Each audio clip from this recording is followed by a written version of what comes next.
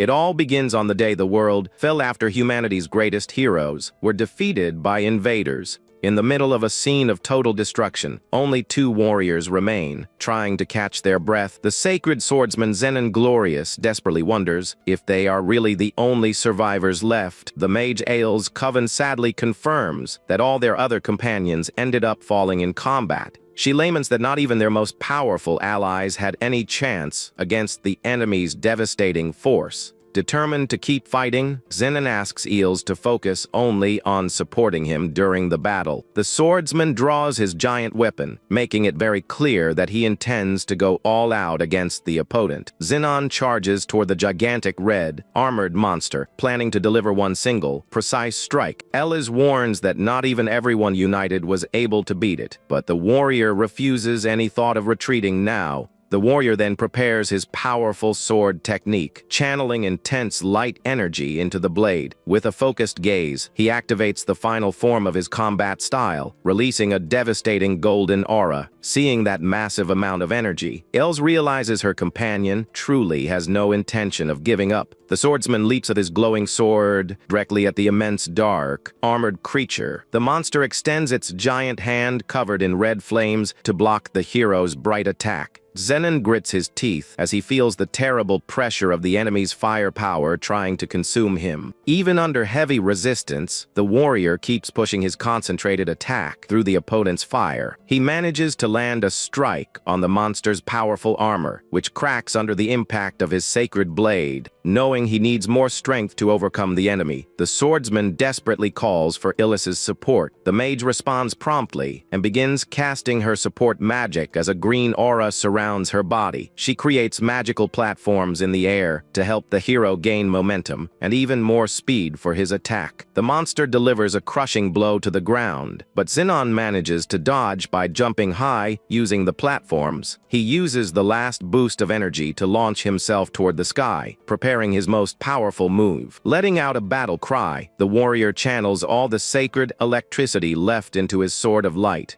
Zenon hits the monster head-on, causing a colossal golden explosion that lights up the entire battlefield. Ellis is amazed by the impressive power of that technique and believes they might actually have a chance. However, she panics when she sees the monster is still standing and completely intact after taking the hit. Even facing that absurd resistance, the swordsman refuses to stop and tries to keep attacking the enemy. The extreme effort takes its toll, and the hero ends up taking heavy damage due to the severe strain on his body. Worried, Ellis shouts a warning that his physical structure won't hold up if he keeps pushing himself like this. Despite the warning, Zenon insists on fighting and keeps gathering all the remaining energy he can manifest. Realizing her friend's reckless determination, the mage gets an expression of someone who has made a drastic decision. She reaches into her clothes to grab a mysterious item she had been keeping in secret. The young woman conjures a prison of light that completely immobilizes Zenon, leaving him incredibly confused. Ellis explains that he is the last hope to save the world, and that is why she won't let him fall right there. The warrior shouts that if they don't defeat the monster now, everyone will end up being lost anyway.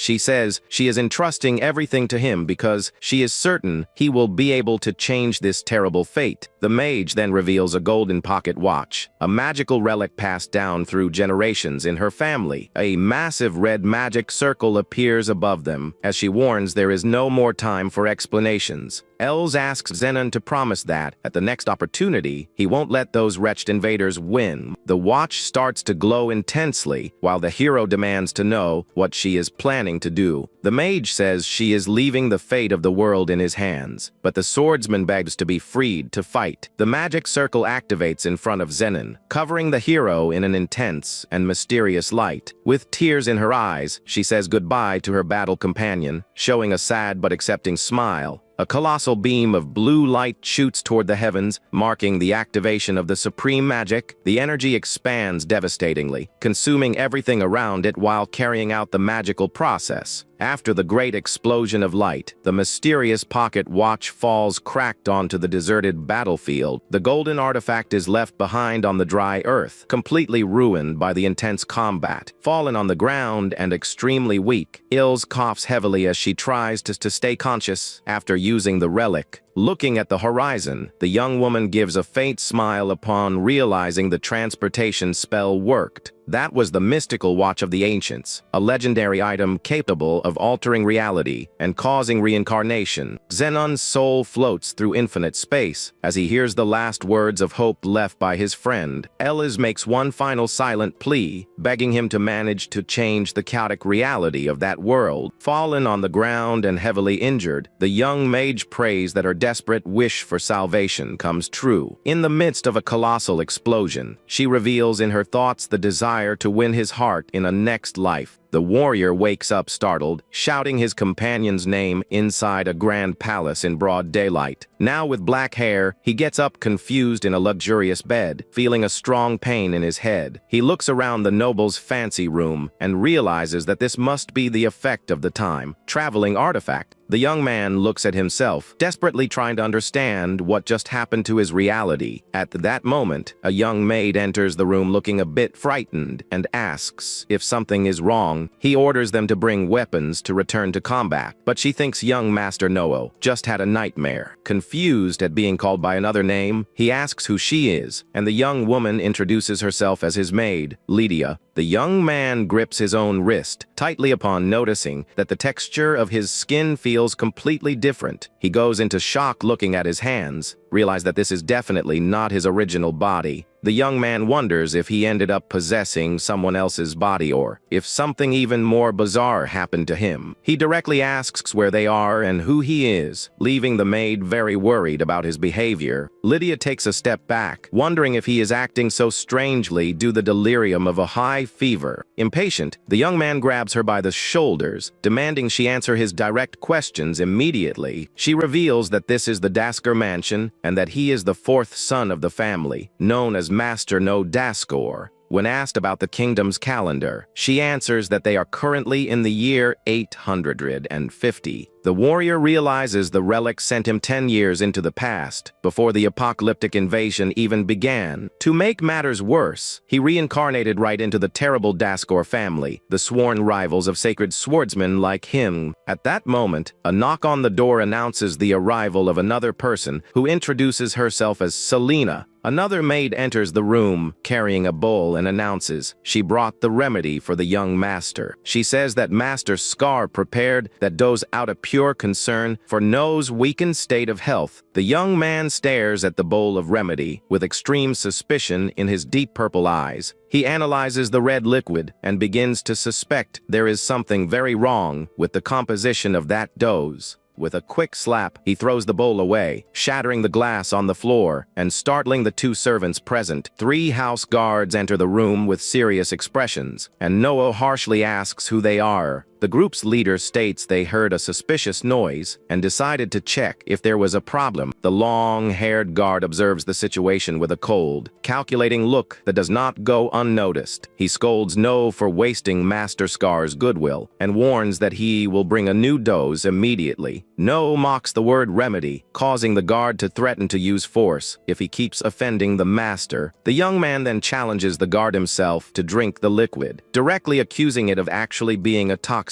Thanks to his old power, he knows that sacred energy repels evil, and the color of that remedy confirms it's tainted. Seeing they've been found out, the leader of the guard states he will have to make him drink that substance by force. No gives a smug smile, realizing their false mask of loyalty has finally fallen apart. The young man says the guards will make great punching bags for him to start getting used to this body's reactions. With a defiant look, the warrior warns he is going to have some fun while dealing with the traitors. The leader orders the other 2 henchmen to move forward, to immobilize and restrain the young master by force. The henchmen obey promptly and start walking toward him under the watchful eyes of the maids. One of the attackers tries to reach out to grab No, who prepares to counter the enemy's advance. The young man dodges with agility and lands an extremely forceful kick right in the middle of the first guard's stomach. The struck man gasps and is thrown far back against the wall, feeling the full physical impact of the blow. The second guard charges in angry, throwing a punch, but No dodges by crouching with total ease. He takes advantage of the opening and delivers a powerful uppercut, hitting the opponent's chin squarely. Seeing the 2 fallen men, No laments that the fragility of his new body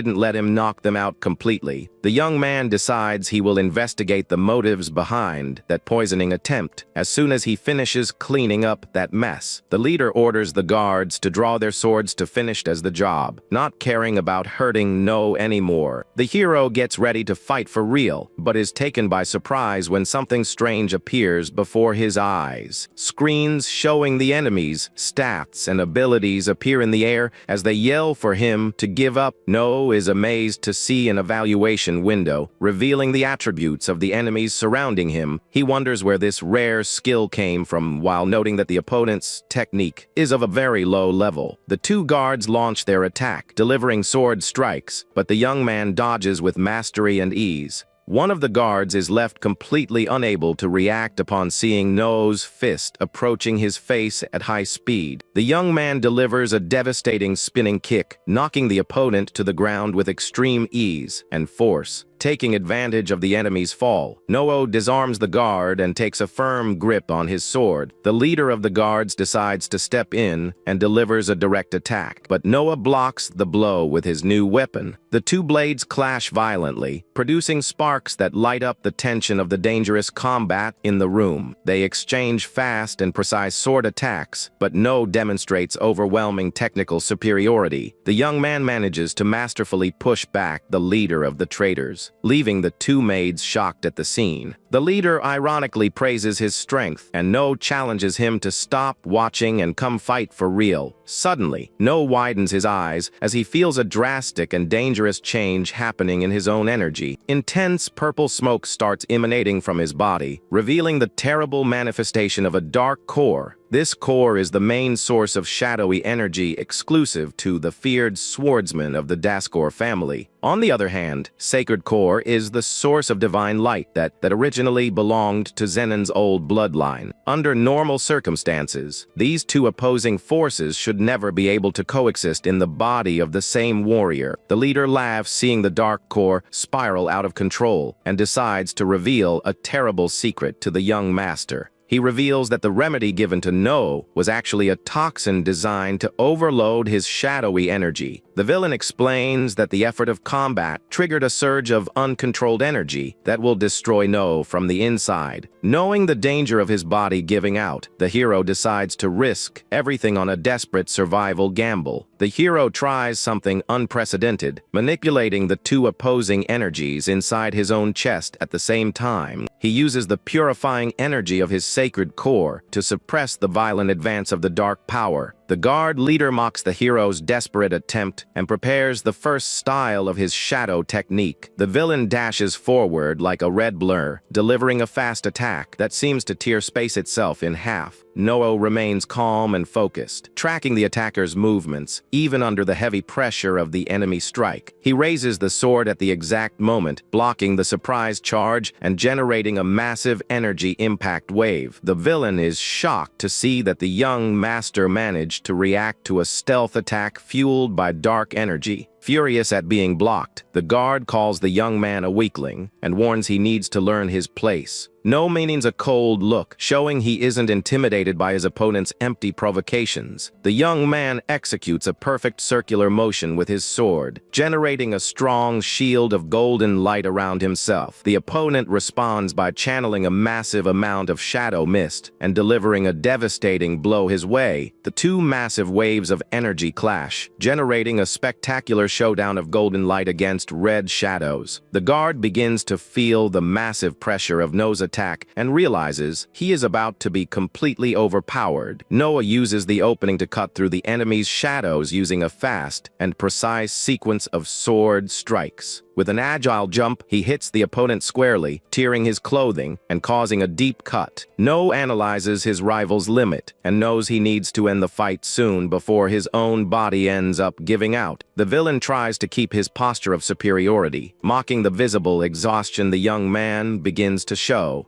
No smiles back and points out that the villain's polite speech has vanished, revealing his despair and panic. Annoyed by the young man's audacity, the villain charges, delivering a furious attack wrapped in dense dark shadows. He shouts angrily, assuring that No will never be able to predict or escape his presence. Concealing technique, No is surrounded by a whirlwind of red smoke that blocks all his vision and tries to confuse him completely. The maids watch anxiously from afar, unable to see the young master who disappeared into the shadow attack. No focuses purely on his combat intuition, allowing his aura to shine intensely through the smoke. The young man locates the adversary's blind spot and lands a precise strike right in the middle of the villain's hidden charge. A violent blast happens in the center of the room, ending the sword clash in a highly impactful way. The guard falls defeated and heavily injured to the floor, unable to understand how the young man overcame his secret technique. No explains that even hiding his body, his presence was still visible because he relied too much on a simple trick. Totally shocked, the villain collapses on the ground without strength, trying to comprehend the origin of that overwhelming power. No sheathes his sword, calmly revealing that not even he fully understands the limits of this new hybrid power. He reflects thoughtfully on how his old sacred core and the dark core acted in perfect harmony. He realizes his power is now the perfect union between his original sacred core and the dark core of this new body. The young man reflects that if he manages to master this unprecedented hybrid force, he will be able to save the world once again. With a slight smile on his face, he mentally thanks his late friend Els for giving him a new hope. The servants run desperately toward the young man to check if he is hurt, and if they need to call a doctor. No says he is fine, but his attention is drawn to a small black winged creature appearing at the bedroom window. It is a small messenger dragon carrying an important sealed letter right in its mouth. Lydia takes the mail and explains that it's a formal summons coming directly from the current patriarch, Lord Victor. The maid hands the sealed letter to the young master, warning that the leader wants to confirm his participation in the dispute. No looks thoughtfully at the paper, knowing he needs to gather information about this war of succession to plan for the future. The hero decides to ask the maids if they know the details behind this terrible dispute among heirs. Lydia confirms immediately and says that all the servants working for the Daskor house know the rules of the test. She explains that the conflict was made to strengthen the bloodline and basically consists of a hunt for power cores. In this dispute, the siblings fight each other, and the winner gets the right to take the defeated one's dark core for themselves. No realizes with horror that the members of this family spent generations eliminating each other to secure the house's leadership. The young maid asks worriedly if the young man truly intends to put his life at risk by participating in this cruel test. Showing an enigmatic smile, the young man answers confidently, stating she will find out the answer very soon. He remembers that in his past life, the glorious family was loved by the people as a true symbol of divine justice. However, the Daskor house is the absolute opposite, being feared and hated for using the forbidden power of dark cores. Although mysterious, everyone knows the current patriarch, Victor Daskor, is considered the strongest swordsman of humanity. Wearing elegant formal clothes, the young man approaches the grand gate of the main hall, determined to figure out the place.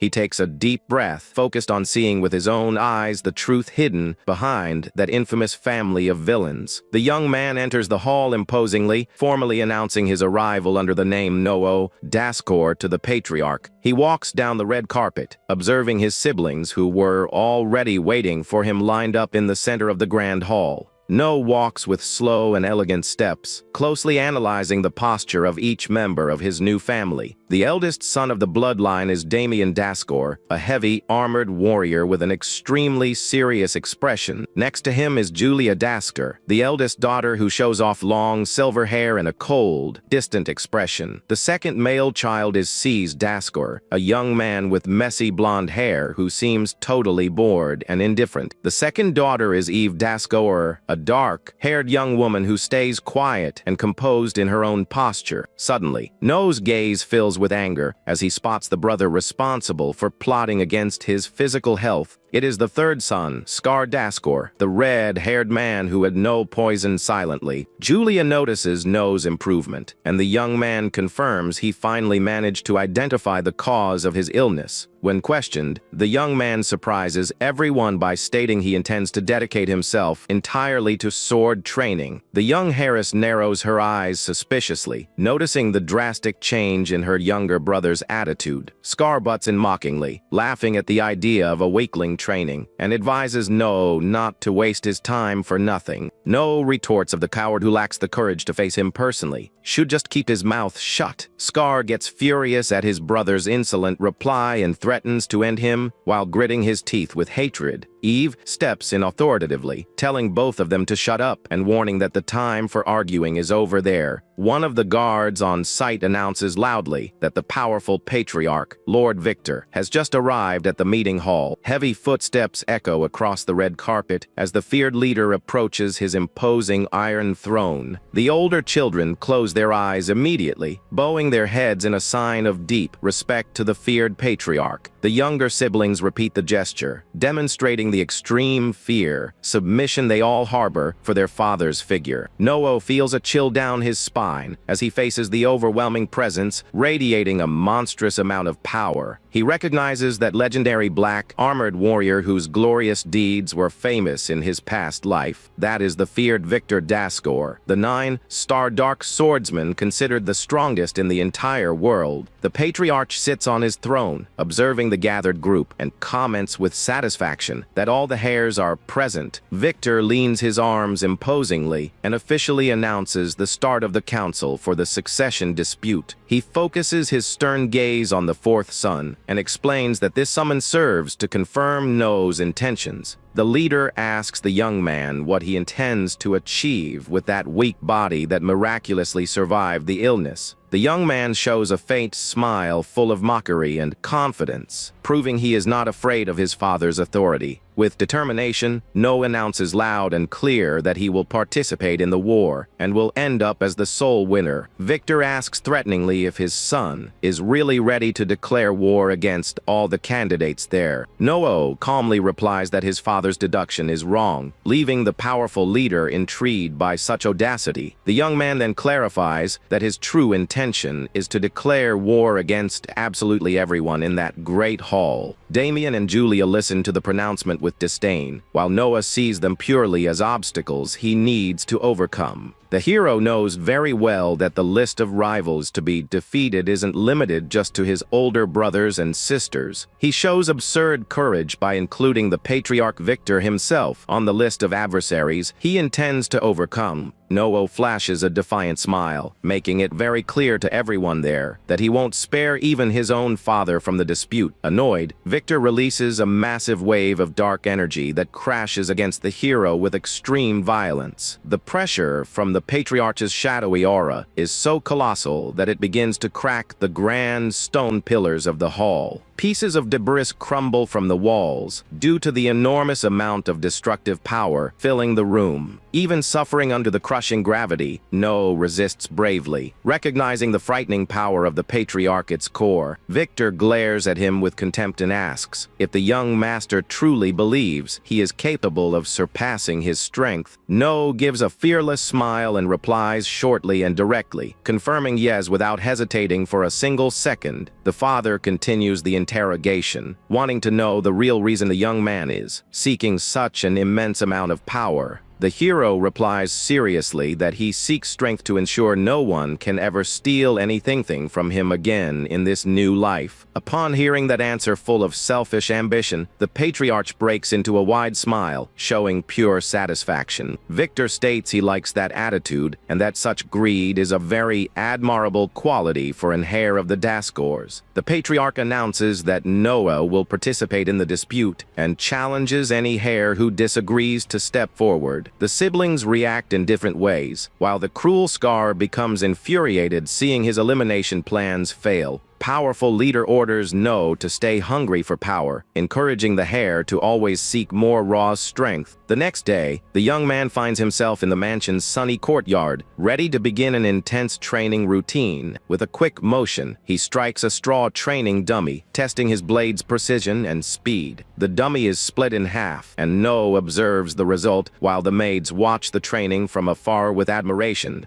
He feels his physical condition has improved a lot, but knows he is only at the basic limit to be able to fight. Because of the fusion of his cores, he cannot use the normal techniques of light, nor the family's shadow styles. The young man focuses his attention on his own hands, trying to unravel the secrets and possibilities of this hybrid power. Noah realizes he needs to hide the existence of the sacred core from everyone to prevent them from discovering his real identity. Suddenly, Julie appears in the training area, observing the young man and pointing out that he moves well for someone who was bedridden. The young woman comments that previously only Damien was the father's favorite, but now Noah has also caught the patriarch's attention. Julia walks over to the weapon rack, revealing she came there to personally test his new combat capability. With a serious look, she grips a wooden sword firmly and tells her younger brother they are going to start right away. Without giving No time to react, the young woman delivers a surprise strike, leaving the hero startled by her aggressiveness. He is forced to jump backward extremely quickly to manage to avoid the fast attack delivered by his sister. Julia shows a faint, wicked smile and asks ironically if her brother really thought she was just going to talk. No clicks his tongue in annoyance, realizing he won't get a break and will have to fight for real against his powerful relative. The young Harris leaps toward him, delivering consecutive, extremely agile cuts in the training field. The hero uses the training sword to block the charges, using the combat to figure out his current strength limits. Julia increases the speed of her attacks, delivering consecutive and precise thrusts attempting to break his defense.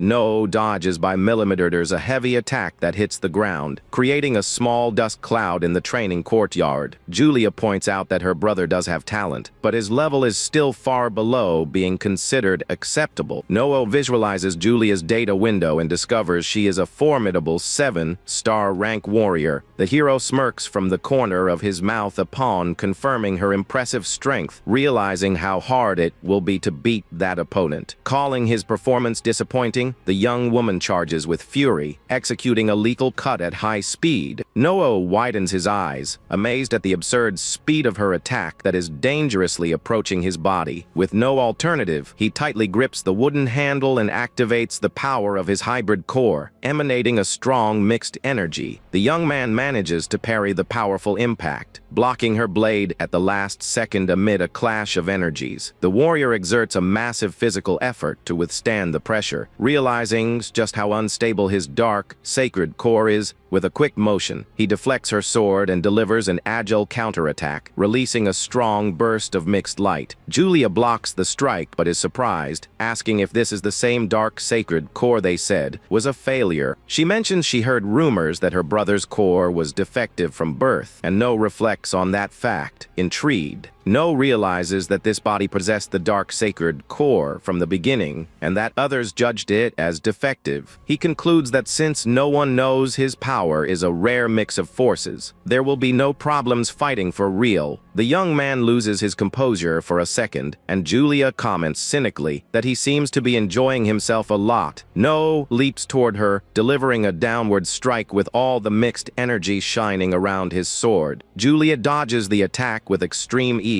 and approaches him, calling her brother by his name in a calm tone. She asks if he knows the real objective of the succession dispute, and the young man confirms he knows the answer. Julia says that saves time as No's wooden sword is thrown far from his hands across the training field. The young woman is enveloped in an intense dark mist and coldly asks No if she can take his dark core. The hero widens his eyes, extremely surprised and tense upon noticing his sister's sudden ruthless intent. No shouts desperately for Selena, asking her to bring his real sword, and the servant obeys running. The young maid throws the powerful real metal sword into the air so the young master can defend himself in time. No jumps and grabs the weapon's hilt, focusing all his electricity against his sister's advance. A huge collision of red and purple energy happens, making the young man groan in pain under the colossal impact of the blow. No grits his teeth hard, trying to hold back the absurd physical force the young woman is exerting against his blade. Julia executes consecutive and agile sword movements, but the young man manages to block the charges with agility. He focuses his purple gaze on the enemy blade, seeking to find any opening in Julia's combat style. The young woman lets out a sarcastic laugh and admits her younger brother is managing to surprise her in a good way. She demands enthusiastically that he show even more skills, while she continues pressing him with fierce attacks.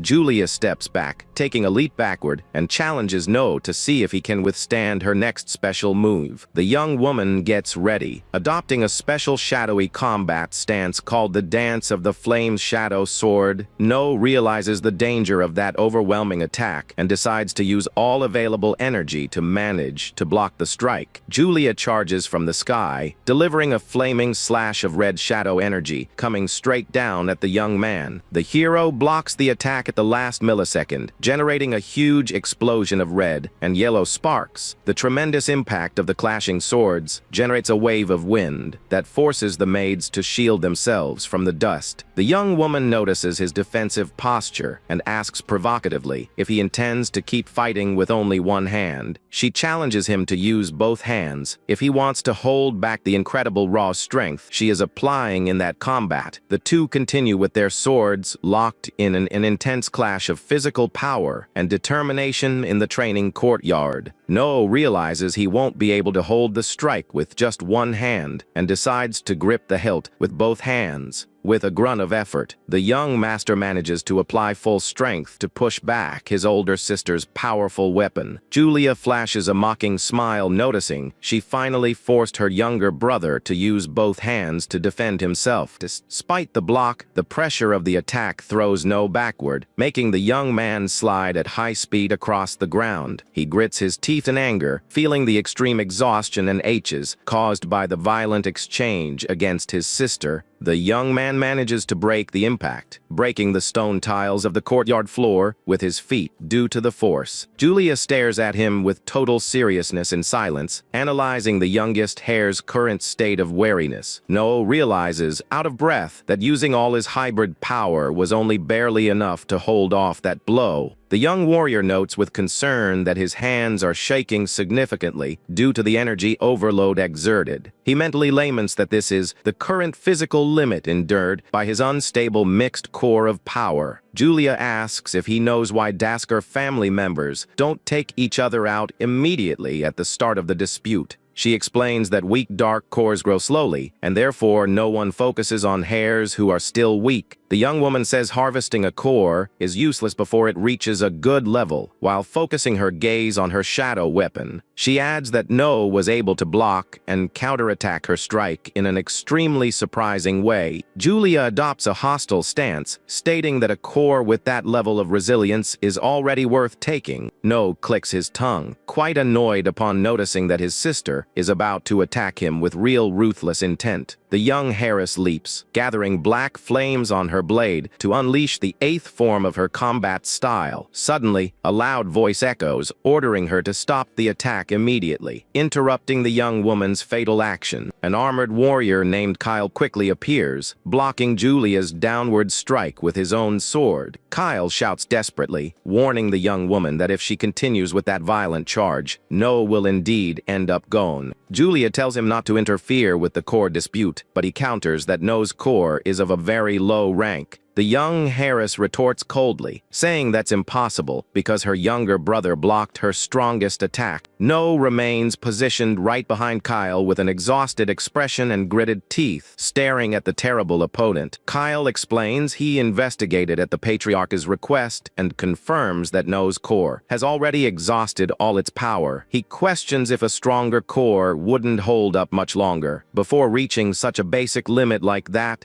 No remains completely exhausted as he tries to recover his strength after the intense confrontation with his sister. Noticing his state, Julia sheathes her sword and admits she might have been wrong about the young man's real power. She makes a point of warning her younger brother that she still wishes to obtain his dark core in the future. The young woman challenges the young man to a real fight the moment he is stronger and his power has evolved. No flashes a confident smile and tells his sister he will eagerly wait for that day of real combat. As she walks away from the courtyard, Julia begins to think there is something very strange about No's abilities. She remembers the impact of the clash, knowing that blow would never be blocked by someone of such a low level. The young woman concludes with suspicion that her younger brother is hiding his real combat potential. Julia lets out a light laugh, showing she found this whole situation extremely entertaining and interesting. She hopes No grows in an interesting way, while screams of pure rage echo from another part of the mansion. Scar appears completely infuriated, shattering a glass against his own forehead due to the sheer hatred he is feeling. He cannot accept the fact that a weakling like No was allowed to participate in the grand succession dispute. The red-haired young man shouts indignantly because not even he had received so much attention from the family's patriarch in his entire life. A lackey tries to speak, but Scar interrupts him with an angry kick, yelling he will never accept this situation. The subordinate then approaches cautiously and reports an important secret directly into his master's ear. Upon hearing the information, Scar gives a wicked smile, revealing he just had a quite interesting idea. With an unhinged look, the villain swears he will drag No out of this hair dispute in a brutal way. Back in the courtyard, Kyle apologizes for the delay and introduces himself formally before No and the housemaids. The warrior reveals he was officially assigned to act as the young master's new combat instructor. He explains that the patriarch ordered the training to make up for the time the young man spent weakened in his bed. No activates his special evaluation skill to analyze his new tutor's power level in detail. He sees that the man's stats are impressive and concludes his capabilities are more than enough. Kyle asks if they should start the training, but the young master hesitates, noticing the man is holding a paper. The warrior extends his arm, handing over a sealed envelope, and states he received direct orders from Patriarch Victor. No opens the letter and reads that his first official mission is to investigate and eliminate a dangerous source of miasma. This dangerous phenomenon attracts terrible monsters that can only be stopped after defeating the leader of that region. No gives a faint smile, realizing this risky mission might be the perfect opportunity he needed. He plans to use the circumstances of this difficult task to manage to evolve his power without raising suspicions. Already in the forest, one of the guards steps forward with his glowing sword, slicing one of the insect monsters appearing in their path. Kyle commands the group, ordering them to maintain a fast pace and eliminate every creature in that dense area. The men clear the location quickly while extracting valuable materials from the fallen bodies of the monsters on the ground. Some subordinates whisper mockingly, saying No must be scared since he is only a weak warrior. Kyle also mentally questions the reason the patriarch pays so much attention to someone of such a low level there. Suddenly, a warning shout catches the attention of No and Kyle, who look surprised toward the middle of the trees. They find a group of small children who have collapsed and are completely unconscious on the forest floor. No asks what they should do upon noticing the youth seem to be under the effect of the miasma of that region. Kyle answers the mission is urgent, and besides they're going to take the children along so as not to waste more time. The warriors put the children on their shoulders and keep walking quickly toward the center of the dark forest. Bursts of purple energy cut through the air as the atmosphere of the place becomes increasingly dense and frightening. Gigantic roots emerge covered by a toxic mist that greatly hinders the group's visibility. No warns that the concentration of dark energy is rising heavily and that the leader monster must be very close. Suddenly, sharp claws of a colossal creature descend from the treetops, breaking branches with violence. Everyone panics, realizing the sudden arrival of a gigantic beast known as the miasma scorpion. Kyle shouts desperately,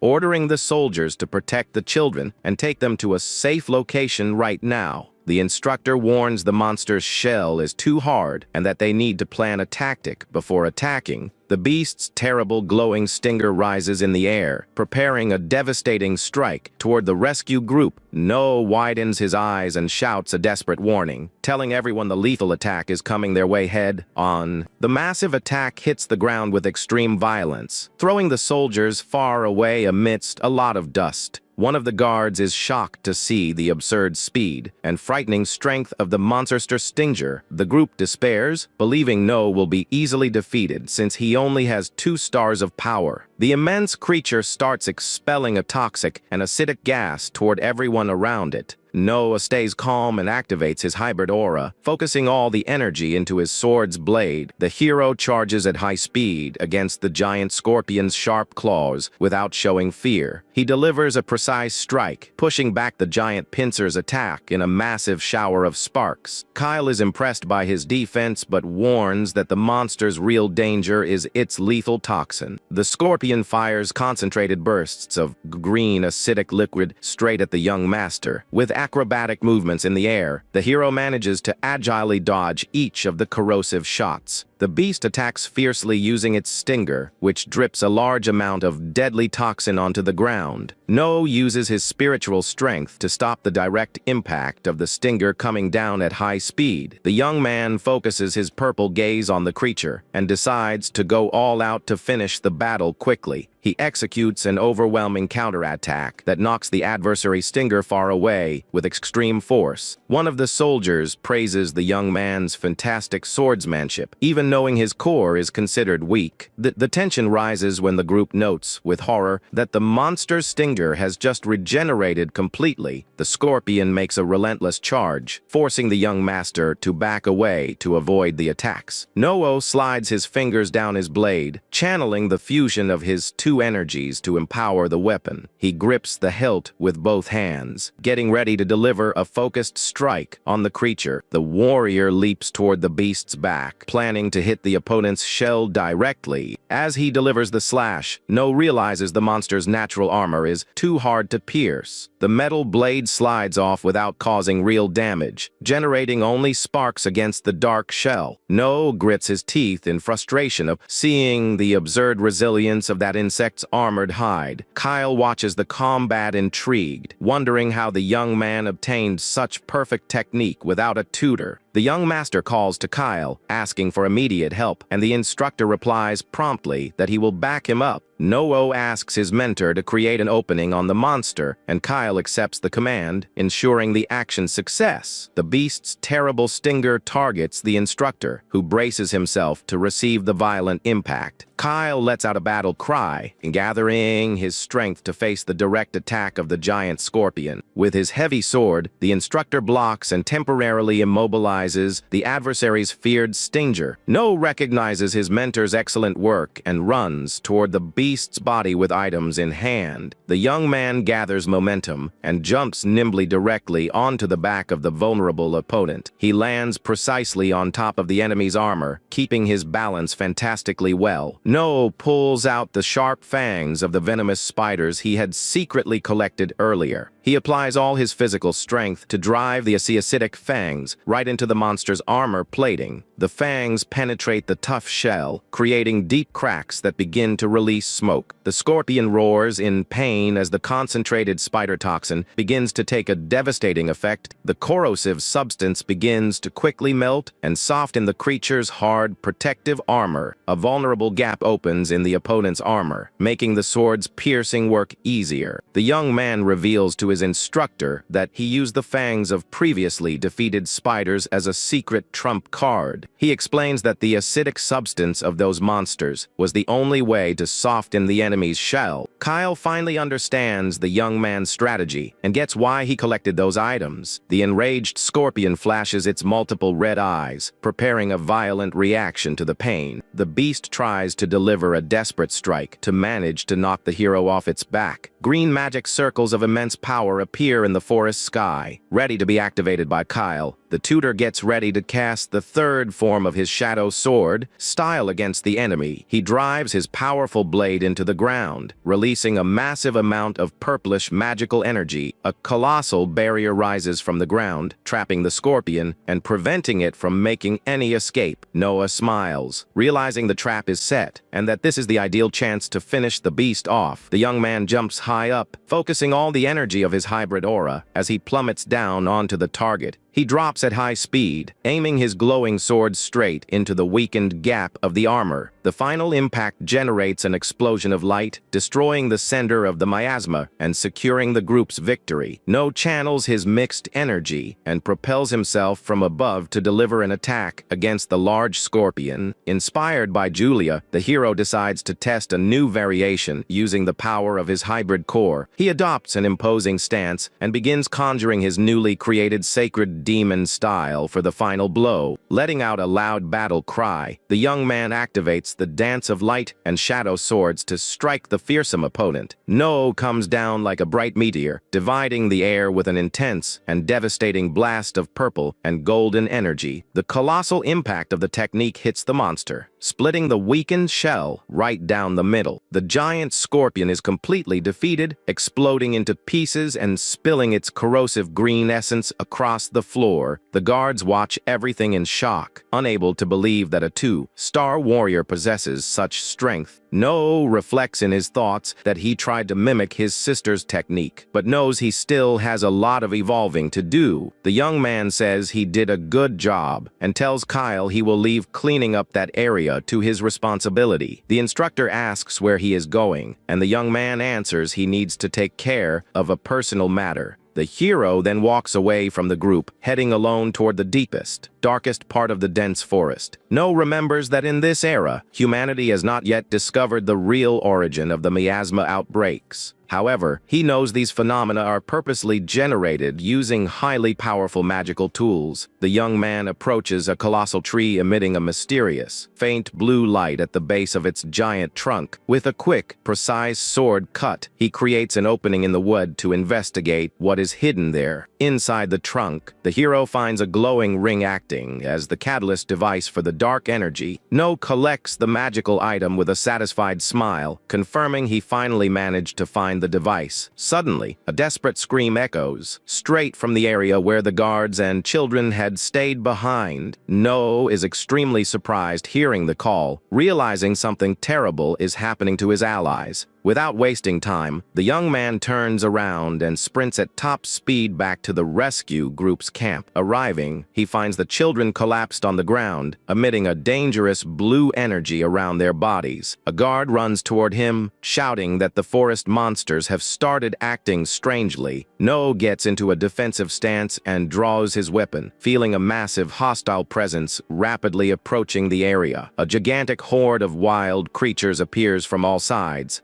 completely surrounding the house's warriors. Goblins and wolves charge fiercely, forcing the group to fight defensively to try and protect the injured. The young master unleashes his golden and purple combat aura, preparing to hold back the first wave of attackers. Kyle appears at the exact moment, delivering a powerful strike to help defend No's vulnerable position. The instructor manages to block the beast's advance, while the soldiers celebrate in relief at having been saved. No orders them harshly to keep buying time while he tries to unravel the situation. He focuses his attention on the mystical collar to the neck of one of the unconscious children on the ground. No notes that the item drains the victim's magical energy, a cruel method that ruined his family in the past. Kyle warns that the horde of opponents is too large and they won't be able to hold out much longer. The hero decides to use his hybrid core to interfere with the item's flow and track down who is controlling the spell. He touches the mysterious necklace, causing his powerful spiritual energy to start resonating with the object's magic. No closes his eyes and focuses entirely on tracking the source of the power vibration commanding the creatures. He locates the presence of a masked attacker attacker, with red eyes hiding in the shadows, and celebrates finding him. The young man tells his allies he will step away briefly and orders everyone to protect the children at all costs. No dashes like lightning through the middle of the battlefield, slicing through wolves and goblins, trying to block his path. He runs swiftly into the dense forest, following the trail of the magical energy flow from the controller. The hero moves with such speed, he looks like merely a glowing blur crossing the dark scenery of the woods. Noah stops in the middle of a clearing and demands out loud that the hidden enemy reveal his presence immediately. Suddenly, the masked attacker leaps from the top of a tree wielding his sword for a surprise strike. The hero raises his weapon and blocks the downward blow, generating an explosion of sparks in the middle of the forest. The two warriors step back, keeping their guard up while the invader watches the young man suspiciously. The villain is surprised, noting that Noah sensed his presence and acknowledges that he truly is a legitimate heir. No demands to know who was responsible for ordering that ambush, but the masked man refuses to give answers. The young hero flashes a defiant smile and assures he will make the opponent talk about everything he knows anyway. They charge at each other, trading rapid sword strikes in a high-speed clash. The attacker is amazed by Noah's overwhelming power and wonders if that strength comes from his dark core. Noah smiles and mockingly replies that not even he fully understands how his power works. The hero gets into position, emanating his mixed aura while the attacker tries to analyze Noah's mysterious ability. The aggressor channels energy into his sword and decides to activate the second form of his darkness style. A violent sequence of red and shadowy slashes is fired off, cutting through the air toward the young master. The villain uses the flying blades technique, creating multiple daggers of shadow energy around himself. He commands the red projectiles, hurling the attacks at high speed to corner and strike the hero. No stays calm and agilely dodges the magical blades scraping past his body. Using his swift swordsmanship, the young man masterfully blocks the remaining charges, trying to hit his chest. No feels the impact and decides to activate his evaluation skill to uncover the opponent's true identity. He discovers the rival is named Darius and has a 5-star core, but the attacker mocks him for backing off. The hero notes that the villain's swordsmanship is weak and realizes he only needs to get close to finish the encounter. Noah charges, running with determination straight at Darius, dodging every single one of the dark magical beams. He masterfully dodges another side attack, continuing to close the distance separating him from the aggressor. With a firm and quick step, the young man gains momentum on the grass, accelerating his lethal advance even more into the clearing. Noah leaps nimbly over the opponent, easily bypassing the entire defense line the villain had set up. In mid-air, he raises his glowing sword, preparing a direct strike against the enemy's unprotected neck. Their blades clash forcefully, generating an intense spiritual pressure between the two combatants at the scene. The attacker smiles beneath his mask, believing the young man was foolish to try such an obvious and predictable attack. However, suddenly a massive explosion of red energy occurs, forcing a tactical retreat from both sides. The villain whips the air with bursts of dark power, trying to keep the young man away with his magical tentacles.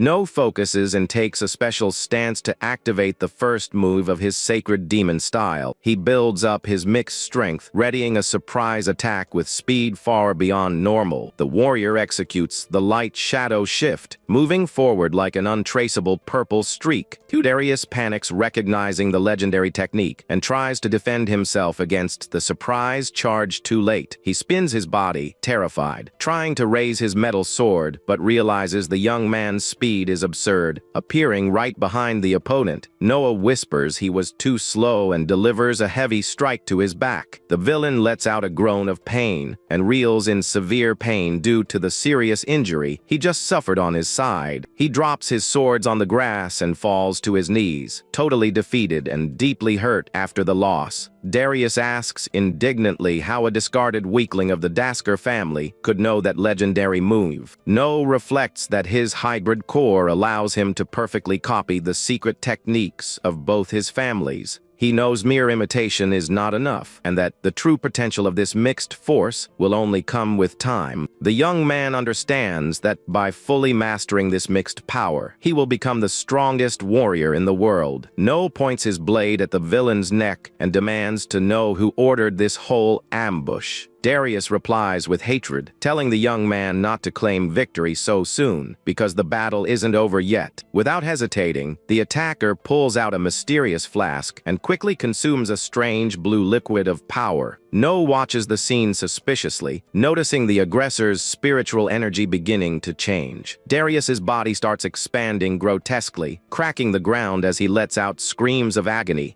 The young man jumps back, surprised by the violent mutation transforming the enemy's physical shape. The attacker's face deforms, taking on monstrous traits with sharp teeth and a ruthless gaze. Darius transforms into a colossal fiend, roaring with fury and releasing a crushing wave of dark power. No watches the mutation process in shock, realizing the opponent sacrificed his humanity for power.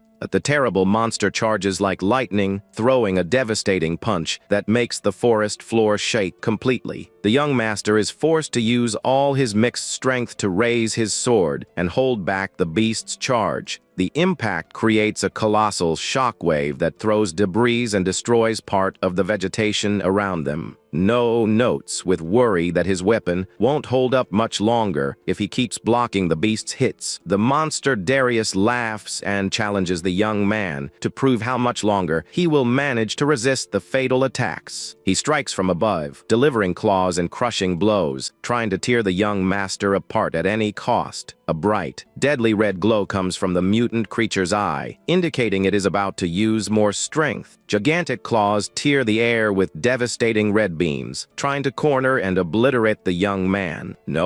Dodges the destructive strike by mere millimeters, feeling the immense wind caused by the enemy's attack. The gigantic demon Darius lunges with both fists, raised to deliver a crushing blow against the young man. Leaps high into the sky, narrowly escaping the devastating impact of the creature's hands against the ground. In the air and upside down, the hero focuses his attention on the limits of his strength as he prepares to counterattack. He performs a perfect acrobatic move and lands defensively, keeping his sword ready to contain the next advance. Realizes he cannot just keep dodging forever and decides to use a magical item to create an opening. With determination, the young master firmly holds the grip of his weapon, preparing to activate his trump card. Darius lets out a hysterical laugh, mocking a supposed weakness of the hero, and projects himself from above to crush him completely. The monster loudly guarantees that he will end the fight right that instant as he fiercely launches himself at the young man. The beast's enormous monstrous hand descends at high speed, about to completely crush No's body. In the final fraction of a second, the mysterious ring of absolute repulsion that the hero found begins to glow intensely. A powerful pink hexagonal shield materializes, blocking the colossal punch of the mutant creature head. The magical barrier generates a violent, repelling shockwave, throwing the gigantic Darius back up into the air.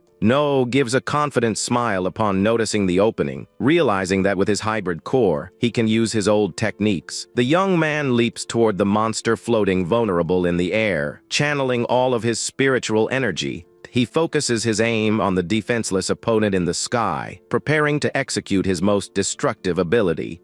Begins to conjure his powerful sacred demon style, concentrating an immense amount of power into the sword. He raises his weapon, generating a colossal pillar of golden and purple energy that cuts through the sky of that gloomy forest. The young man activates the single blade dual polarity move, delivering a vertical slash of gigantic proportions. The luminous beam hits the monster head, splitting the creature's form and generating an absurd explosion in the scenery. Lands smoothly on the ground and sighs in relief for being saved at the last second by the activation of the magical ring. He analyzes the ring of absolute repulsion, aware that the artifact is capable of nullifying any strike and repelling the aggressor. The young hero decides that it is time to return and check how things are with Kyle and the other guards. Meanwhile, The soldiers of the Dasker family continue fighting bravely against the massive horde of wild monsters. Kyle grits his teeth, exerting extreme physical effort, and mentally laments that he is about to reach his limit. A giant goblin takes advantage of the instructor's exhaustion and raises its spiked club to deliver a finishing blow. The warrior despairs, believing he will be hit head-on by the devastating attack of that out-of-control beast. However, to Kyle's surprise, the monster's club suddenly stops in the air at the exact moment before hitting him. The man opens his eyes in confusion, not understanding why all the creatures in the forest suddenly stopped attacking. The soldiers look at each other, relieved and surprised as they realize they miraculously survived that terrible battle. No approaches, walking calmly through the clearing, and directly asks if everyone is all right after the confrontation. Kyle confirms, still a bit shaky, that everyone managed to make it out of that violent combat safely by a narrow margin. The young man explains that he defeated the beast controller, leaving the instructor in shock to learn there was a summoner. No confirms that the enemy was real, but says he still needs to find out who hired the mercenary for the ambush. The soldiers observe the children who remain unconscious on the ground, but are now free from the danger of the miasma mist.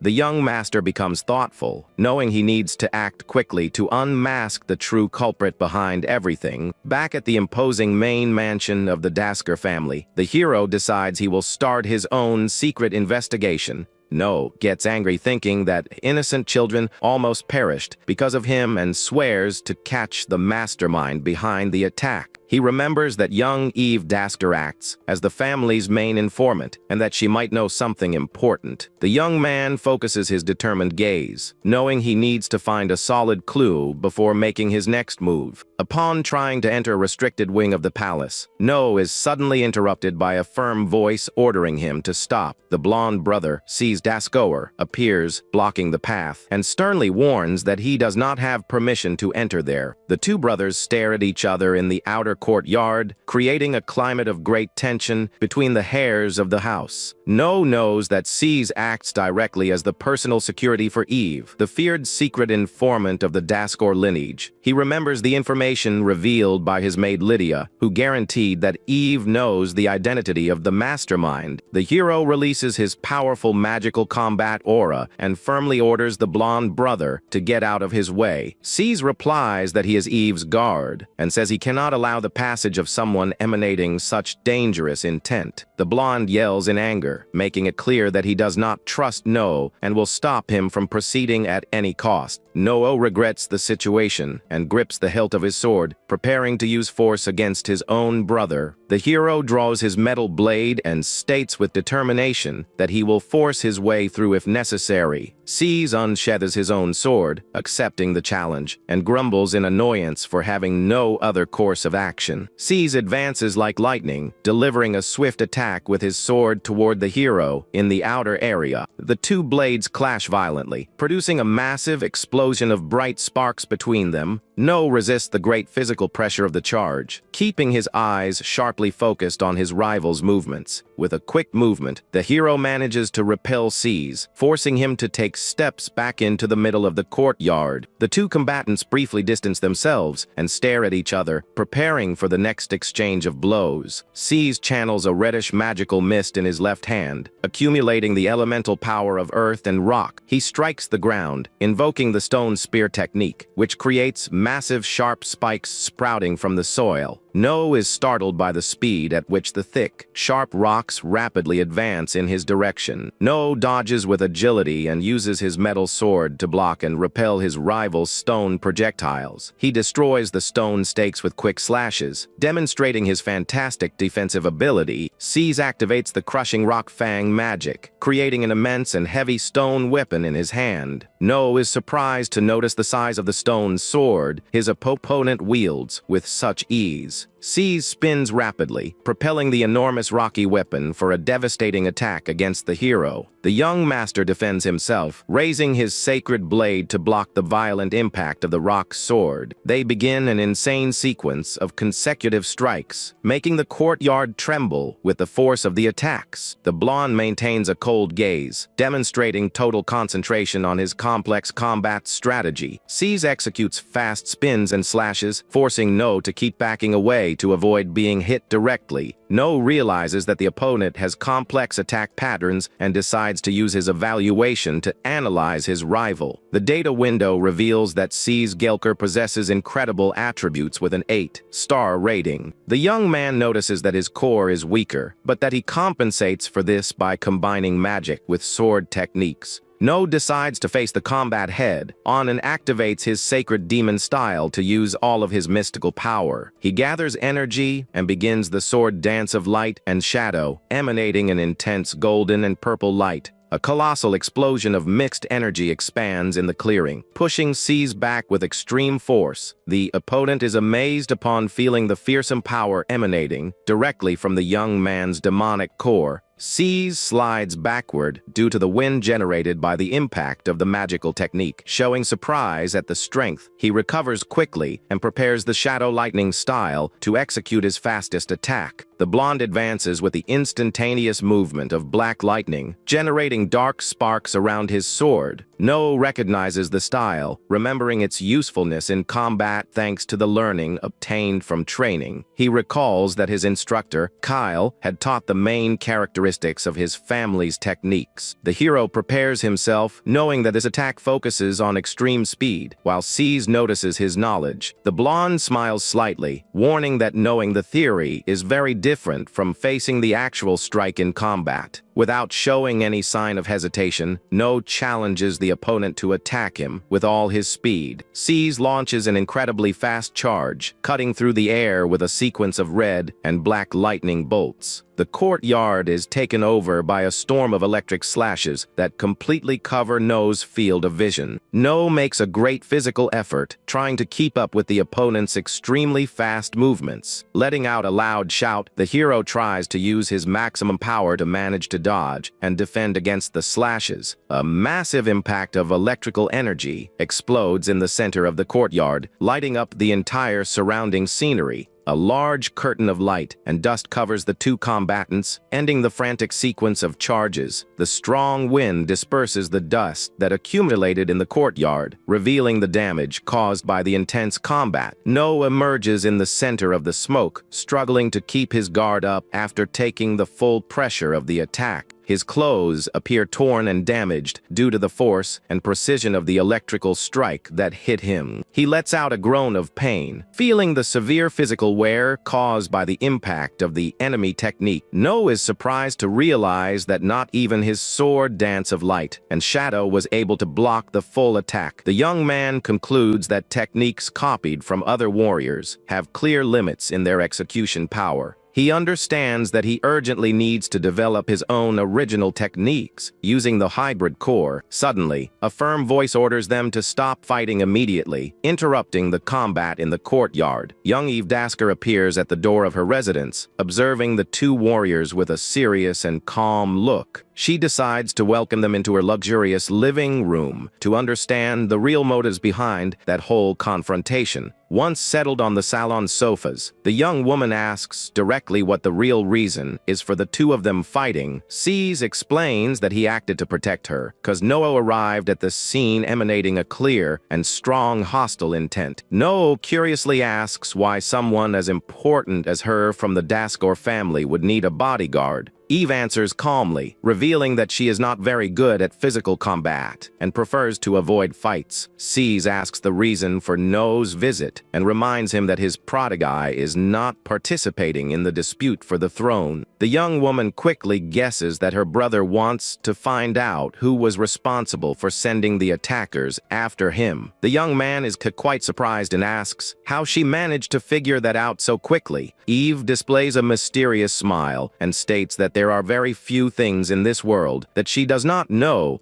She says she would love to help her dear little brother, but makes it clear that this information comes at a high price. No quickly realizes that this is a negotiation and directly asks what she wants in exchange. The young woman asks if he knows the legendary Infinite Library, leaving the young master intrigued. That place is a gigantic labyrinth whose size is unknown and holds secrets never revealed. Several adventurers founded a city nearby, but exploring the deeper levels is very dangerous. Eve asks No to bring back a specific artifact from there, known as the Book of Eternal Depths. No recalls that this book revolutionized the theories of magic he knew in his past life. He remembers that this knowledge saved countless lives during the terrible war against the invaders. The hero thinks that obtaining this relic much earlier than expected might be the key to changing the tragic future. No accepts the proposal without hesitation and guarantees that he will bring the mysterious book back to her. The two heirs close the deal with a firm handshake, sealing their partnership from then on. A short time later, a luxurious carriage sets off at high speed toward the destination of his new mission. No travels accompanied by his two maids, who seem quite excited about the long journey. They finally arrive at the grandiose Arcanum, a city that houses the imposing tower of the library. The young man steps out of the vehicle and begins to walk through the busy cobblestone streets of that new place. No knows that the interior of the labyrinth is so complex that he will need an experienced guide, so as not to get lost. He observes the movement of the people around, focused on finding someone who knows the place well. The young master walks through the narrow alleys, catching the attention of some suspicious local residents. The imposing and ancient architecture of the city stands out, revealing the great historical importance of that area. Meanwhile, at the main mansion, Eve relaxes quietly on her sofa while drinking a cup of tea. The house butler opens the doors, announcing the arrival of an important new visitor for the young heiress. Another heir of the family enters the room with slow steps, maintaining a very confident and astute posture. The newcomer, with a smile on his face, reveals that he came there to ask some questions about No. Eve observes her brother with her calm, expressionless gaze, waiting to see what his next move will be. They settle on the salon sofas, starting a silent dialogue loaded with family tension. The young woman comments with disdain that it is very rare to receive his visit in her private quarters. Scar admits that he went there with the intention of asking a favor and borrowing his sister's knowledge. He notices the absence of the bodyguard, and she reveals that C's left to fulfill an urgent mission for the patriarch. Scar breaks into a sinister smile upon realizing that his sister is completely unprotected at that moment. Without showing any concern, Eve drinks her tea and guarantees that her other guards can handle the job. The young man praises her coolness and directly asks what she already knows about No's recent actions. He says he wants to discover the origin of the strength No demonstrated when facing Julia on equal footing. Scar confesses that he is obsessed with unraveling the secret behind his younger brother's sudden evolution of power. The villain adds that No even defeated her attackers, leaving the young woman surprised by so much information. The young woman elegantly sets her cup aside, maintaining her neutral posture in the face of those provocations. Eve states decisively that she will not reveal anything that could directly interfere with the succession dispute. She knows that if she favors one of the brothers, the other candidates will try to eliminate her immediately. Scar changes his expression and threateningly asks if she really intends to refuse to cooperate with him. The young woman counters by asking if he has anything valuable enough to compensate for the risk of losing her position. The redhead lets out a dark smile and repeats the word compensation, as if he were plotting something terrible. He warns that she will understand the price very soon as a sinister silhouette appears right behind her while the conspiracy takes place in the mansion. The day shines brightly over the bustling city of Arcanum. No continues walking with absolute focus through the large local market, ignoring the curious stares of the residents. The young man heads toward his goal, determined to find the answers needed for his journey. No pushes the wooden door of an old shop, making the bell announce his arrival at the establishment. The young man observes the interior with nostalgia, remembering that he finally returned to that special place in his new life. The owner of the magic tool shop, named Ozrek, appears, warning the young man that the place is currently closed. No reveals that he did not come to buy items, but rather to hire him as the official guide to explore the infinite library. The merchant refuses, saying he no longer works as a guide, but the young man insists, because he is the most knowledgeable person there. Ozrek reacts with extreme irritation, telling the young master not to make him laugh with that kind of exaggerated claim. No finds that reaction very strange, knowing that the man used to love that mystical labyrinth of knowledge. The young man directly asks if there is a hidden reason for him to have abandoned the local guide job. Ozrek slams the table in anger, shouting that this problem is not something the young man can solve or help with. The merchant takes a deep breath, seeming to carry a massive emotional weight of suffering and anguish in his chest. I apologize for my previous rudeness, as I have been very stressed and out of patience lately, reveals Ozrek. Suddenly, the small entrance bell rings again, announcing the unexpected arrival of someone else in the shop. No gets a tremendous scare upon seeing that the newcomer is his sister Julia, who asks if he has been well. The beautiful young woman with silver hair waves with a slight smile on her face as she enters the establishment. She explains that she saw him during a mission and decided to follow him, but No realizes that he was actually being watched. The merchant panics upon recognizing young Master Julia as one of the most famous swordswomen in the kingdom. He grabs No's shoulder, calling him a kid, and the young man quickly corrects him, telling the man his real name. The man changes his mind immediately and accepts the job as long as Julia also participates in the expedition. No is suspicious of the sudden change and realizes that he truly has a personal reason to accept this mission. The merchant asks them to follow him and walks toward the deepest quarters of his shop. They enter a dark room where a young woman with purple hair appears lying on a resting bed. Ozrek approaches his beloved wife, looking quite downcast, and begins to explain the terrible event from a month ago. He reveals that she was cursed after being attacked by a terrible red, armored monster in the labyrinth. The man explains that the creature's curse causes the victim to sleep deeply until they eventually pass away entirely. No deduces that the best solution would be to defeat the monster, but the guide laments that all adventurers have failed. Ozrek begs on his knees for Julia to use her extraordinary strength to descend into the labyrinth and save his wife. Julia agrees to help on the condition that No also actively participates in the combat against the terrible monster. She places her hand on her brother's shoulder, explaining that she wants to see his fighting style with her own eyes in the labyrinth. The young man immediately realizes that his sister is still suspicious of the true origin of his new combat abilities. With no way out, No accepts the terms and tells the merchant that they are ready to begin the mystical rescue journey. The man celebrates, looking very confident and determined, guaranteeing that he will do his best to guide them safely.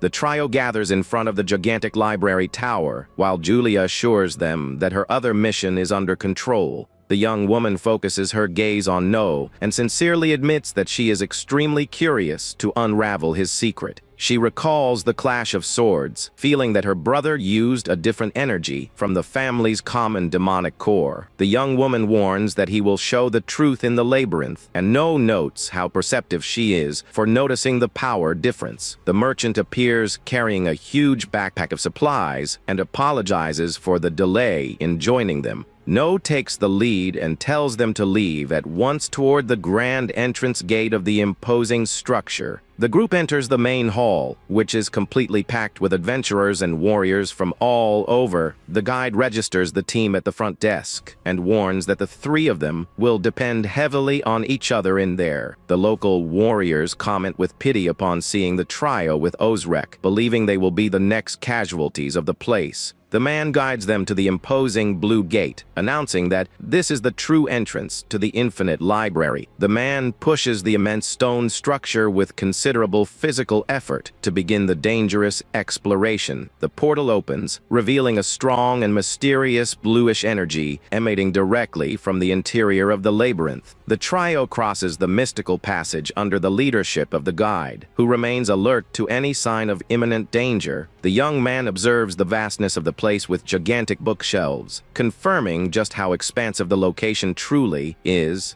Julia smiles in awe, commenting that she now perfectly understands the extreme need to rely on an experienced guide. The grandiose architecture is filled with floating stairs and complex paths that seem to form an endless maze. Noah walks calmly, but suddenly his eyes widen upon spotting something completely shocking on the tower wall. He comes across an old painting depicting the hero of light facing the terrible invasion of the red monsters. The young man concludes in amazement that there are hidden secrets in that labyrinth that are directly connected to the future of the world. Noah analyzes the mural, focused on finding any hidden clue that might help him defeat the future invaders. Julia gives a confident smile and warns that it is time for them to keep advancing toward the interior of the labyrinth. The young man confirms the objective, reminding everyone that the priority there is to recover the legendary Book of the Depths. Upon reaching the first floor, the guide explains that the rarest and forbidden tomes are hidden on the lower levels. Ozrek reveals that the artifact is forbidden in the neighboring kingdom and deduces that it must be kept around the 20th floor.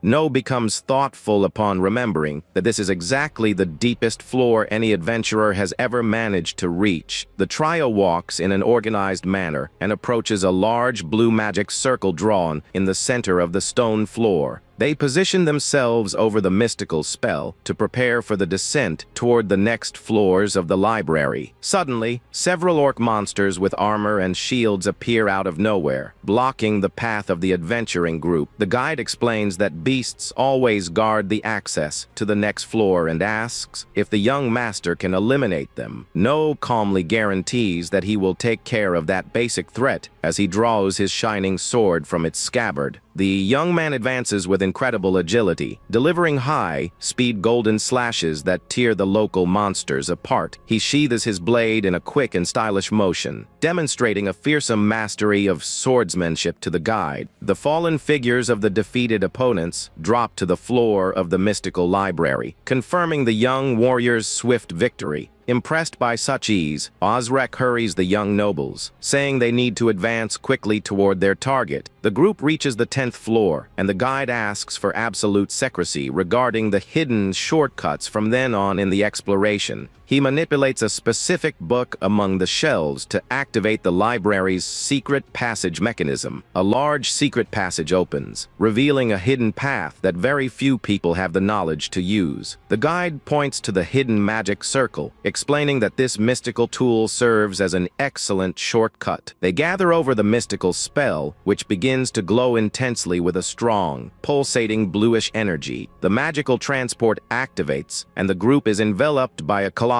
pillar of light that performs the journey instantly. The intense glow of the magic dissipates all at once, revealing their arrival in a new and silent area of the tower. Noah shields his face with his hand due to the strong flash generated by the teleportation process to the new floor. The guide reveals that they skipped several levels and are now in the transition from the 19th to the 20th floor. Julia walks ahead with an arrogant smile, deducing that the next elite beasts must be just ahead. They approach a massive circular stone hall, where an enormous blue spell glows menacingly. An immense wave of dark energy emerges from the magic circle, indicating the immediate summoning of that area's guardian. Dozens of dark branches and roots violently sprout from the ground, spreading a terrifying atmosphere throughout the environment. A gigantic tree monster with multiple red eyes emerges, revealing itself as the dreaded guardian of the floor. The guide panics upon noticing that the creature has evolved into an elder lord, much stronger than he remembered. Ozrek screams in terror, saying that overcoming this beast requires several elite groups, but Julia dismisses the concern. The young swordswoman woman lets out a mocking laugh, asking why the man thinks she needs help. She draws her sword with a pose of superiority and guarantees that her own individual strength is more than enough. Juliet advances at high speed against the giant tree monster, delivering an extremely fast frontal attack. The giant creature responds by whipping its long, sharp, dark branches to crush the invader all at once. The warrior performs fantastic acrobatic dodges, slicing through each of the branches that try to block her advance. She runs along the opponent's own roots, quickly closing the distance to try to strike the main trunk. Julia delivers a precise sword strike right into the center of the monster, generating a massive explosion of dark energy. The charge generates sparks, but barely manages to scratch the hard bark of the opponent, whose red eyes glow with fury. The young woman lands nimbly and admits that the natural armor of that mystical creature is indeed very resistant. Osrek screams in desperation, warning that the wood is as hard as steel and that a single swordsman will not be able to beat it. Suddenly, dozens of wooden tendrils emerge from the ground, completely surrounding and binding the warrior's legs. Julia is totally immobilized by the monster's vines, which begin to squeeze her body with extreme violence. The elder creature tightens its own wooden claws, preparing to crush the captured opponent all at once. Concerned about the dangerous situation, Noah prepares to intervene and runs toward the combat to save his sister. The branches squeeze with maximum force, generating red sparks as they try to break Julia's physical resistance. The warrior remains calm and activates the fifth form of her shadow combat style, releasing reddish flames. An explosion of fire consumes the vines, and she reveals herself wearing an imposing and mystical armor of dark flames. Noah is completely amazed to see that powerful and rare elemental defensive technique active right before him. Julia wields her sword engulfed in dark flames and prepares to counterattack using the first form of her style. The warrior activates the shadow flame sword dance technique, channeling all the fire energy into her weapon. The colossal tree guardian tries to react, moving its gigantic branches to crush Julia with extreme brutality. Enveloped in pure flaming fury, the young woman with silver hair leaps with determination toward the opponent's trunk. With quick and explosive slashes, Julia slices the wooden tendrils, reducing the Guardian's defense to pieces of ash. She gains momentum in the air and projects herself swiftly, seeking to directly strike the opponent's multiple glowing eyes. The warrior lets out a loud battle cry as she executes a descending slash loaded with all her mystical energy. A colossal burst of red and shadowy fire is released, cutting through the air and destroying everything in its path in the hall. The powerful attack splits the Elder Guardian's trunk exactly in half, causing a violent explosion of steam and smoke. Julia lands with style, arrogantly stating that her flame sword would never be stopped by something as weak as steel. The guide points desperately, shouting a danger warning as he notices that the lethal confrontation has not yet completely ended. A stealthy tendril quickly sprouts from the ground and wraps tightly around Julia's ankle, catching the warrior by surprise. Dozens of new dark roots emerge from the earth and begin to completely envelop the body of the young Swordmaster. Julia realizes that plant monsters regenerate very fast unless they are totally incinerated all at once. She is pulled by the roots and ends up fully enclosed within a dark cocoon of tendrils in the center of the hall. No clicks his tongue in worry upon hearing his sister conjure the third form of her special technique inside that cocoon. The young man senses the impending catastrophe and firmly grabs the guide's hand to pull him out of that dangerous area. He runs at top speed, desperately dragging Osrek and shouting for the man to hurry before the detonation. Inside the wooden cocoon, Julia's eyes glow intensely in red, indicating the release of her trump card. A gigantic explosion of fire occurs, destroying the cocoon and spreading an immense, devastating heat wave through the area. A dense red smoke fills the hall as No and Osrek run at high speed to escape the impact of the strike. The flaming shockwave sweeps through the entire corridor, throwing the two adventurers against the floor of the mystical labyrinth. No gets up coughing and deduces that his sister's intention was indeed to incinerate everything to prevent the monster from healing. In the midst of the ashes and red mist, Julia emerges standing victorious after completely erasing the Guardian's existence. The young master walks calmly toward her companions and asks if they should continue the search for the book. The guide watches the scene totally in disbelief and shocked, able to fathom that she eliminated that beast alone. Noah reflects thoughtfully, remembering that the Shadow Flame's style is by far the most powerful in terms of attack strength. He recalls that this technique consumes energy absurdly fast, but admits its power is the greatest in the world. The trio finally reaches the 20th floor, entering a new hall filled with immense shelves full of ancient books.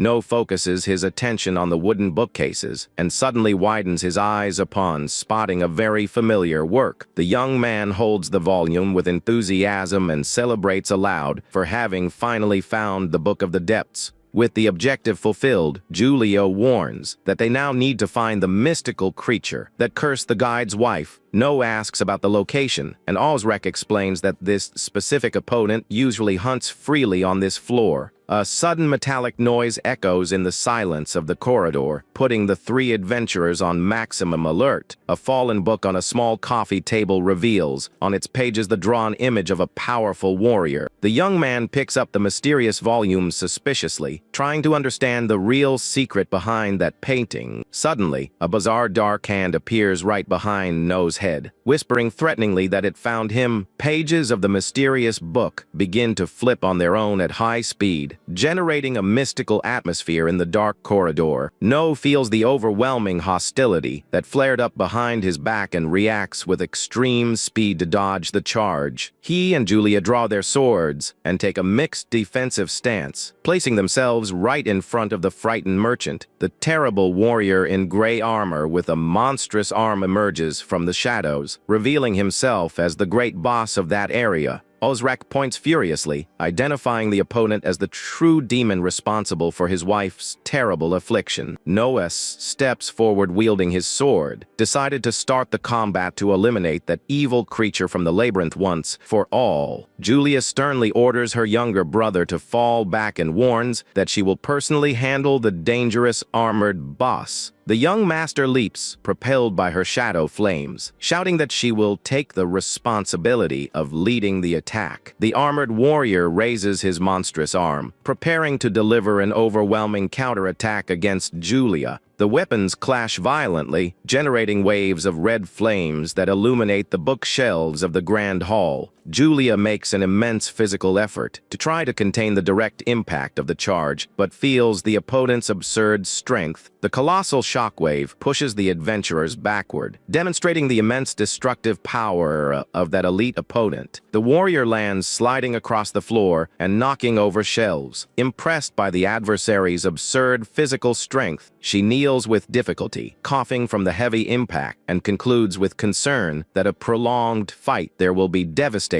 for them. Julia dodges the danger, leaping at high speed across the gigantic bookshelves of the grand hall. The young warrior runs acrobatically along the walls. Accumulating reddish flames on her metal sword, she launches herself from above toward the gray, armored opponent, delivering a vertical strike of extreme power. The direct impact generates a massive collision of red energy, making the entire structure of the mystical library tremble. Dust scatters due to the pressure, while No and the guide watch the unfolding of that epic battle in the hall. The young man is amazed to note that the terrible armored warrior managed to easily contain such a fast technique. Julia spins in the air, recovering her combat stance while the adversary fiercely advances without showing any fatigue. The young woman lands panting on the stone floor, realizing the enemy's strength is far superior to that of any common monster. Julia strikes the ground with her hand, activating an orange magic circle to summon the second form of her shadow combat style. An immense and devastating tornado of red flames appears under the creature, trying to consume it completely on the spot. The guide believes the combat is over with this attack, but No remains tense, realizing the threat is still active. To everyone's astonishment, the armored warrior cuts the vortex of flames in half, using only the force of his dark blade. Julia is thrown backward due to the enemy's overwhelming counterattack, which dissipates the entire whirlwind of fire. Taking advantage of the recoil, the young woman leaps directly onto the top of the adversary's armor, shouting that she caught him. She drives her flaming weapon forcefully into the opponent's head, seeking to definitively end the confrontation right there. However, she winces in pain upon realizing that the strike was not enough to pierce the rival's mystical armor. The monster reacts with brutality, delivering a heavy punch that throws the warrior far away against the stone shelves. Julia falls violently to the ground, groaning in pain due to the severe impact suffered during the boss's retaliation. No realizes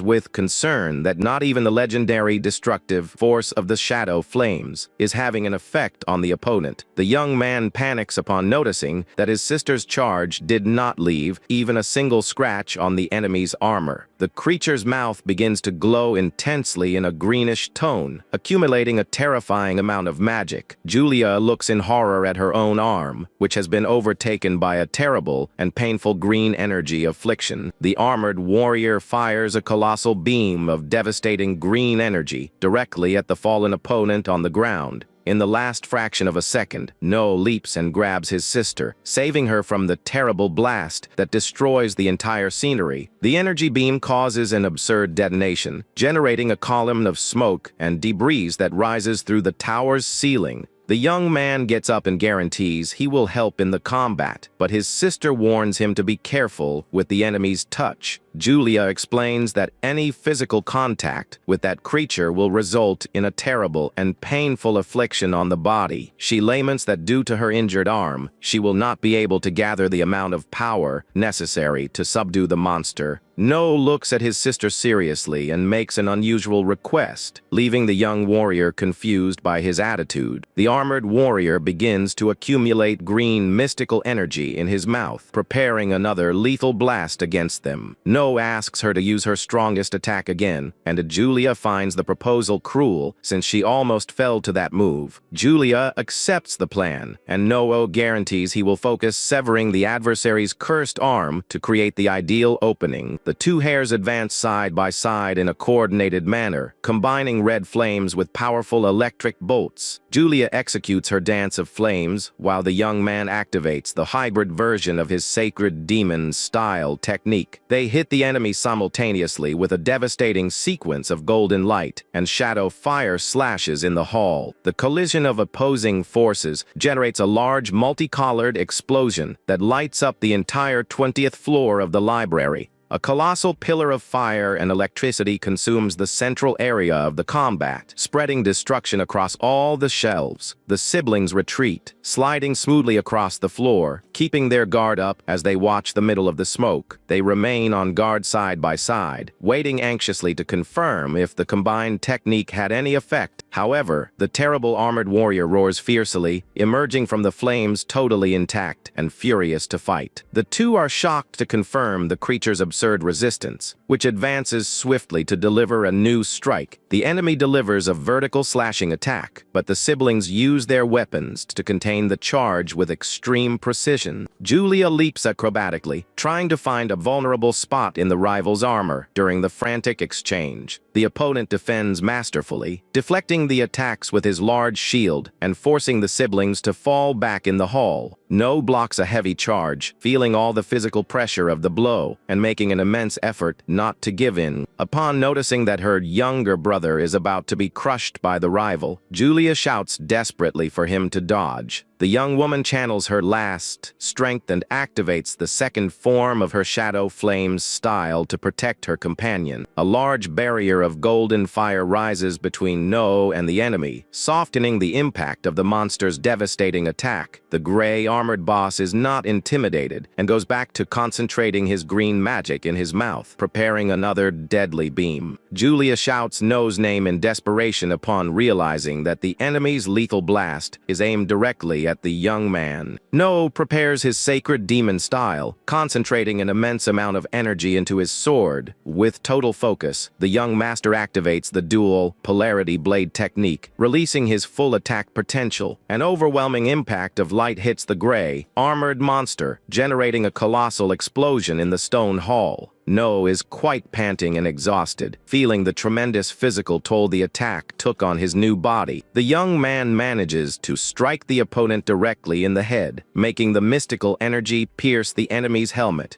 The monster resists and counterattacks with extreme violence, forcing the young hero to try to defend himself at all costs. No realizes the danger of the situation and grits his teeth hard upon noticing is about to be completely overpowered. Suddenly, a colossal tornado of black and red fire appears in the clearing. Trying to contain the adversary's advance, Julia appears exhausted and warns that she used the remaining power to save her brother's life and settle the debt with him. The young man notes with concern that even his strongest strike failed and that his sister's core is completely drained. Faced with such enemy resistance, no wonders if the only viable alternative left is to retreat from the battle. The immense gray, armored creature continues advancing imposingly toward the two siblings who can barely fight. No looks to the horizon frightened and considers where they will really have to face another monster in that place. Suddenly, a mysterious voice resounds, criticizing the lack of refinement and technical imperfection of his hybrid strike. The young man remains absolutely silent, trying to locate the true origin of that strange and powerful spiritual presence. An intense golden light begins to appear in the air as the voice explains that No's energy is mixed and unbalanced. The young master draws his sword and demands to know who is speaking and what mysterious place he has just entered. The voice reveals that he is the successor to the divine core and advises the hero to finish the dangerous combat with a single strike. Meanwhile, in the real world, the terrible monster raises his massive dark blade, preparing a finishing attack against Noah.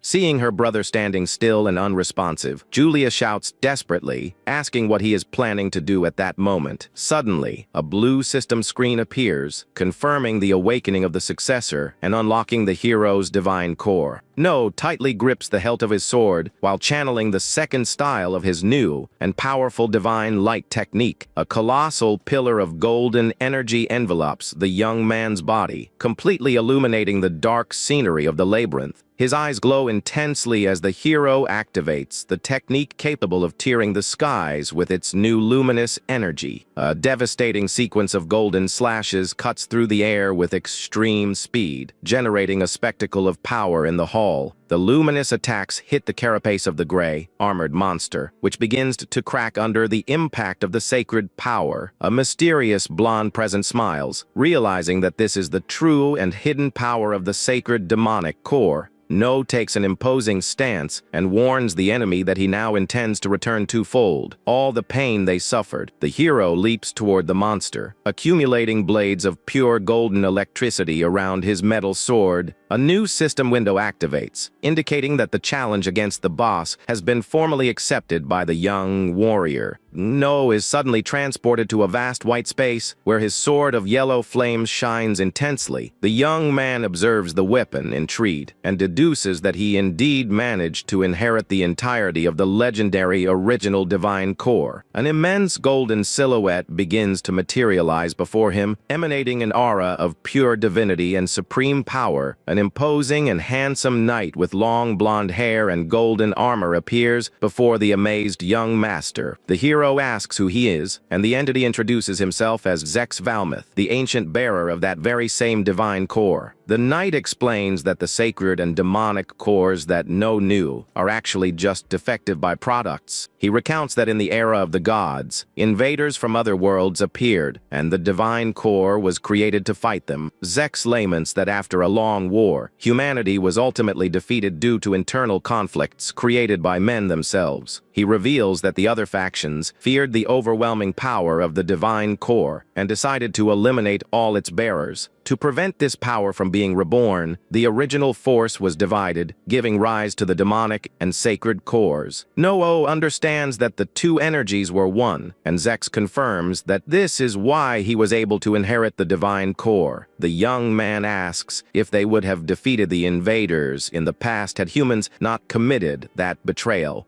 With a serious look, the ancient warrior guarantees that they would have wiped out all enemy forces with extreme ease. No clenches his fist in determination, thinking that with this legendary power, he will finally be able to change the world's tragic fate. Zex warns that with the young man's current core level, this is impossible, and that he needs to defeat enemies to evolve. The young master breaks into a confident and arrogant smile, showing that he is more than ready to accept the challenge. The ancient hero returns the smile and decides to begin No's training with a relatively simple task. Zex orders the young master to prove his worth by first eliminating that insignificant enemy before him in the real world. Back in reality, No releases an immense amount of golden flames that envelop the hall at high speed. The young man advances with determination and clashes his divine blade directly against the sharp claws of the powerful opponent. With a focused gaze, the hero guarantees that this time he will cut off the monster's arm once and for all. The two warriors collide again in the middle of the grand hall, while books fly everywhere with the wind. Noah uses his mystical energy's golden blades to block and immobilize the adversary's massive arm. The system reveals that the divine technique controls 6 blades of light that serve for both attack and defense. Using the incredible speed of his new ability, the young man manages to sever the gray, armored monster's arm. Ozrek watches everything, completely shocked to notice that the young master used the very light to slice the beast. The opponent's arm drops to the stone floor while the golden and purple aura continues, emanating from the young hero's body. Without wasting time, No advances quickly and delivers a deep thrust directly into the armored warrior's chest. The young man breaks to a slight smile and mockingly states that the game has finally turned in their favor in that battle. A colossal explosion of golden energy pierces the opponent's armor, illuminating the entire library area. The terrible creature lets out a monstrous roar of extreme pain upon feeling the purifying power consume its body. With the final vertical slash, No takes down the terrible adversary and celebrates the downfall of his first major enemy. The body of the terrible gray, armored warrior collapses completely destroyed and lifeless onto the library floor. The hero takes a deep breath, observing the result of the confrontation as he tries to calm the flow of his mystical energy. Suddenly, a final and dangerous wave of green energy appears at the location, catching the young master's immediate attention. Julia perceives the imminent danger and shouts desperately for her younger brother to dodge the surprise attack. A colossal beam of green acidic energy is fired directly at the hero, who was caught off guard on the ground. Noah reacts quickly and activates the shield of his light blade's technique to try to contain the impact of the green blast. The golden shield collides with the powerful acid burst, generating immense corrosive smoke around the young man.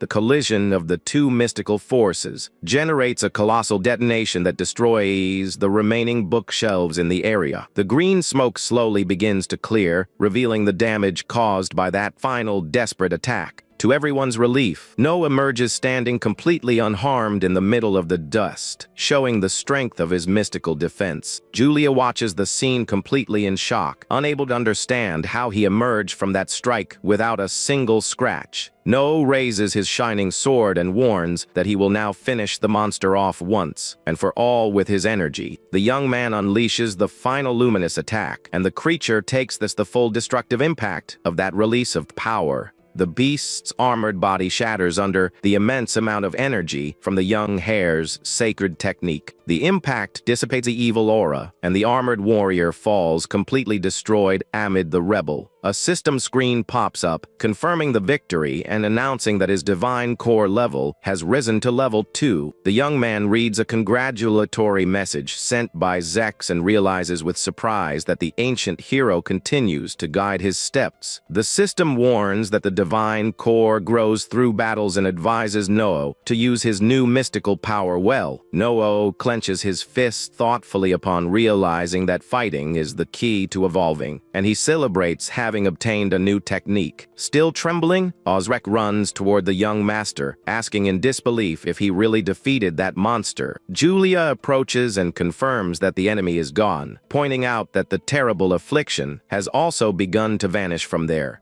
The young woman looks at her own arm in relief, noting that the dark marks of the infection have completely faded from her skin. Julia tells the guide that his wife must also be cured, and Ozrek cries tears of happiness, suggesting they return right away. Walking over to her brother, Julia comments in surprise that he looks nothing like the weak warrior from before the test. The young woman focuses her serious gaze on the young master and directly asks where he learned such fantastic swordsmanship. Seeing his silence, she deduces that he cannot speak about it and explains that there are different styles of using the core. She details that the magic sword style serves as the basic foundation for all warriors of the Daskor lineage. She cites the Shadow Flame style, which is entirely focused on maximizing the user's physical attack power. The young woman also mentions the Shadow Lightning style, whose main focus is extreme speed in strikes. Julia finishes by citing the Abyssal style, which is a mystical technique specialized in tricking and confusing opponents. She points out that No's style does not belong to any of those schools and asks what her brother is hiding from everyone. Two siblings exchange deep and silent glances, creating an atmosphere of mystery and mutual distrust between them. Julia gives up on pressing the young man and breaks into a slight smile, deciding to set her doubts aside for now. She walks away, saying she is looking forward to the day they put their demonic cores to the test in a real fight. Walking with Kyle, the hero holds the Book of Eternal Depths, which he intends to hand over to obtain information from Eve. Upon arriving at the young informant's room, Noah opens the door and finds the place totally ransacked and destroyed. Cease appears furious and reports that he made a mistake by leaving the mansion, as young Eve ended up being kidnapped. The blonde warrior reveals that the one responsible for the incident is their brother Scar, who was after secret data about Noah himself. Cease explains that Scar probably kidnapped Eve to force her to reveal all the information she possesses.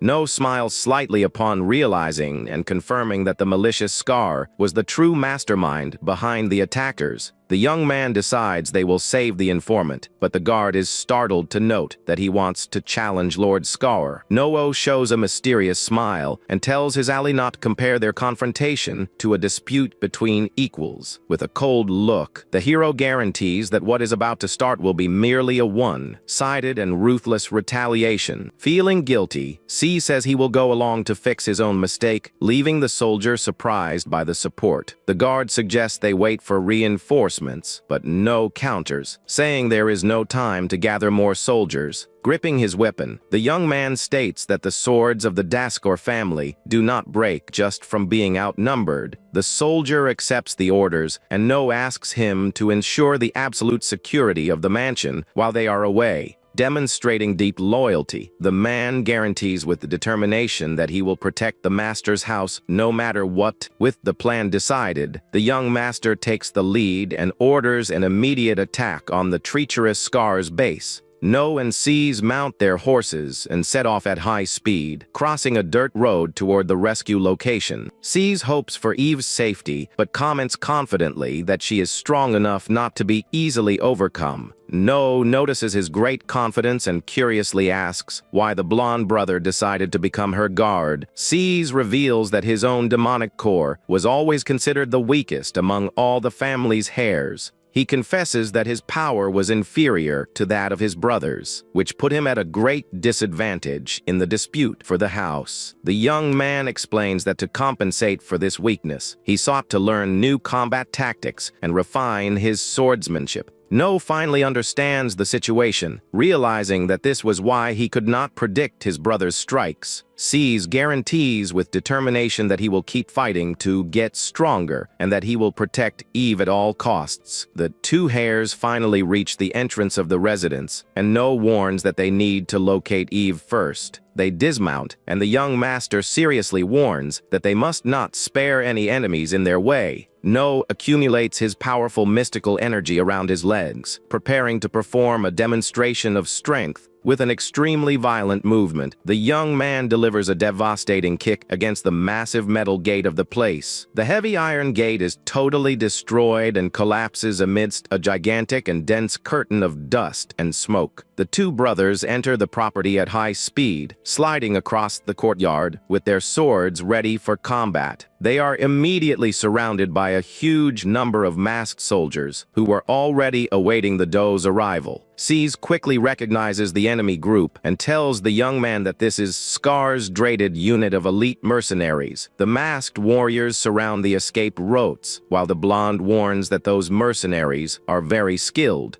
The squad leader mocks the situation, laughing at the fact that the two fools attacked so directly. Noho activates his purple combat aura and coldly warns that he has no time for henchmen, ordering them to bring Scar there. The mercenary leader becomes quite irritated with Noho's arrogance, stating that the young man does not understand the situation. One of the mercenaries suddenly appears behind the hero's back, trying to deliver a sneaky sword strike to Noho. Without even looking back, the young man turns at the last fraction of a second and easily blocks the enemy attack. Noho executes a circular counterattack movement, throwing the masked assailant far away with extreme brutality. The leader draws his massive white sword and swears they will have no mercy against anyone who dares challenge Scar. The young master slides a jolly across the courtyard grass, accumulating electricity around his sacred blade. Noho clashes head-on against the mercenary leader's sword, generating a large explosion of electrical sparks in the courtyard. While Noho faces the commander, Seize leaps into the air to contain the advance of the rest of the mercenaries on the battlefield. The villain leader makes a huge physical effort, trying to hold back the terrible pressure Noho's sword exerts on him. Seize lands in the center of the grass and finds himself surrounded by dozens of enemies who advance against him in a coordinated manner. The blonde leaps with incredible agility, escaping the encirclement and simultaneously blocking the enemy's mid-air charges. The warrior decides to get serious and begins to come the third form of his family's shadow lightning style. The hero summons the cutting brilliance of the dark thunder, channeling an immense amount of electricity into his sword. A colossal beam of blue electrical energy tears through the courtyard grass, striking the opponents with devastating force. Scar's masked soldiers are electrocuted and thrown far away by the relentless impact of Seize's powerful magic, standing among the defeated adversaries. The blonde exhibits his electrical aura and challenges any other enemy to come fight. Noho watches the scene from the corner of his eye and feels relieved to realize he can leave that side in Seize's care. The mercenary leader tries to take advantage of the moment of distraction and advances, shouting for the hero not to underestimate them. With a nimble defensive movement, Noho blocks the attack and makes a scroll fly high into the sky above the battlefield. The paper scroll begins to glow intensely in red flames, activating a gigantic summoning spell in the air. The young man looks at the ground and, startled, notices the appearance of a huge and threatening red spell mark. The enemy leader reveals that is a powerful Seek technique developed specifically against his family. He leaps at the young master, delivering an attack charged with a dense and dangerous purple demonic smoke. Noho concentrates to the maximum, and his eyes glow purple as he tries to read his rival's next move. The system reveals that the opponent's name is Vault Grave, a formidable warrior who masters a dangerous hidden technique. To defend himself, Noho quickly begins to conjure the second form of his powerful divine combat style. However, the young man feels a sudden and terrible physical resistance. When trying to channel his core strength into the sword, he lets out a groan of pure pain and frustration as he notices that his mystical power is being mysteriously blocked. Vault Grave takes advantage of the opening and delivers a monstrous diagonal slash that throws Noho back with extreme violence. Noho realizes with horror that the opponent's secret technique was able to completely seal his demonic core. The villain mocks the situation, warning the young man not to believe he could defeat them with just ordinary swordsmanship. Seize runs to Noho's side in the center of the red magic circle, ready to help his younger brother in combat. The blonde man analyzes the tactical situation and points out with concern that they are at a serious numerical disadvantage in that courtyard. He laments the existence of such a problematic and annoying spell capable of sealing their dark energy. Seize orders Noho to go forward and save Eve while he takes responsibility for holding off the enemies alone. The blonde tells his brother to stop worrying and orders him to go finish off Scar quickly to bring the young woman back safely. No accepts Caesar's request with a look of absolute seriousness, fully trusting his older brother's abilities. The young master dodges the first opponents and runs at high speed toward the interior of the residence. He passes like a blur right through the blockade of masked soldiers, moving forward without looking back in the outer courtyard. Caesar breaks into a confident smile and warns that even with his core sealed, he can still use his powerful earth magic. The blonde strikes his foot on the ground and rises into the air, instantly creating a colossal stone column under his feet. He activates his stone path magic, generating an immense rocky stake that advances, destroying the courtyard scenery.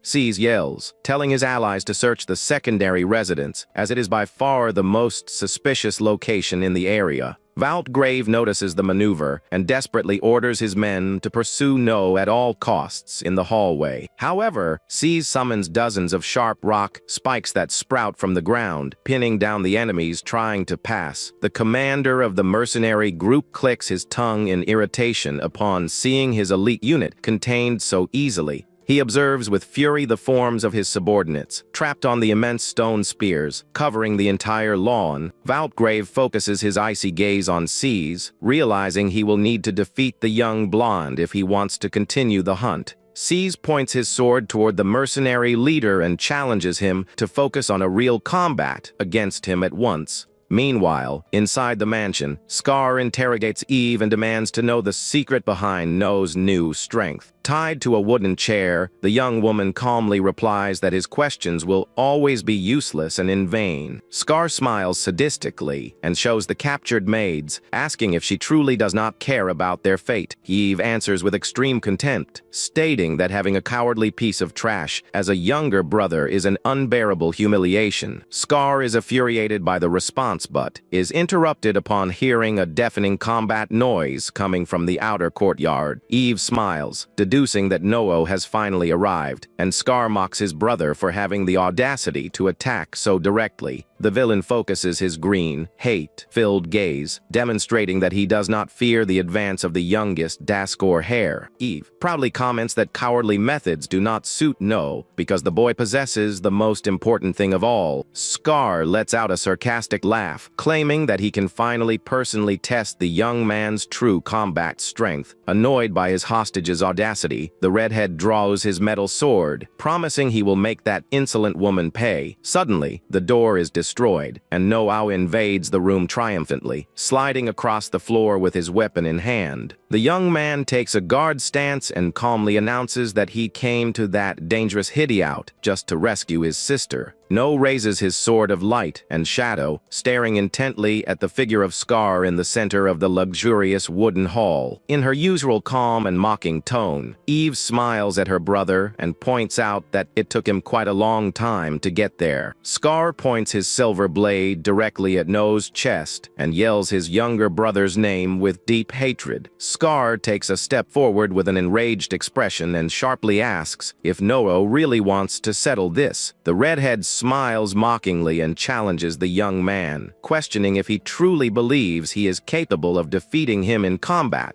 No maintains an extremely calm countenance and replies shortly and ironically, confirming that he is certain of it. Scar completely loses control and fiercely advances, delivering an attack charged with dense malevolent energy. The two brothers exchange quick and precise strikes in the middle of the large hall, while bookshelves and books tumble around them. The impact of the combat is so colossal that the glass window explodes, throwing the hairs out into the external courtyard. They continue exchanging feared sorks in mid-air as they plummet from the top of the palace at high speed. The combatants land nimbly on the courtyard lawn and quickly back away to regain their fighting breath. No activates his mystical evaluation to analyze in detail the true potential and power level of his red-haired brother. The system reveals that Scar possesses impressive attributes and that he is the founder of the dangerous abyssal fighting style. The young man calmly asks what Scar's real motive was for sending mercenaries and even using children against him. The redhead breaks into a sarcastic smile and cynically replies that the reasons for his actions should be obvious.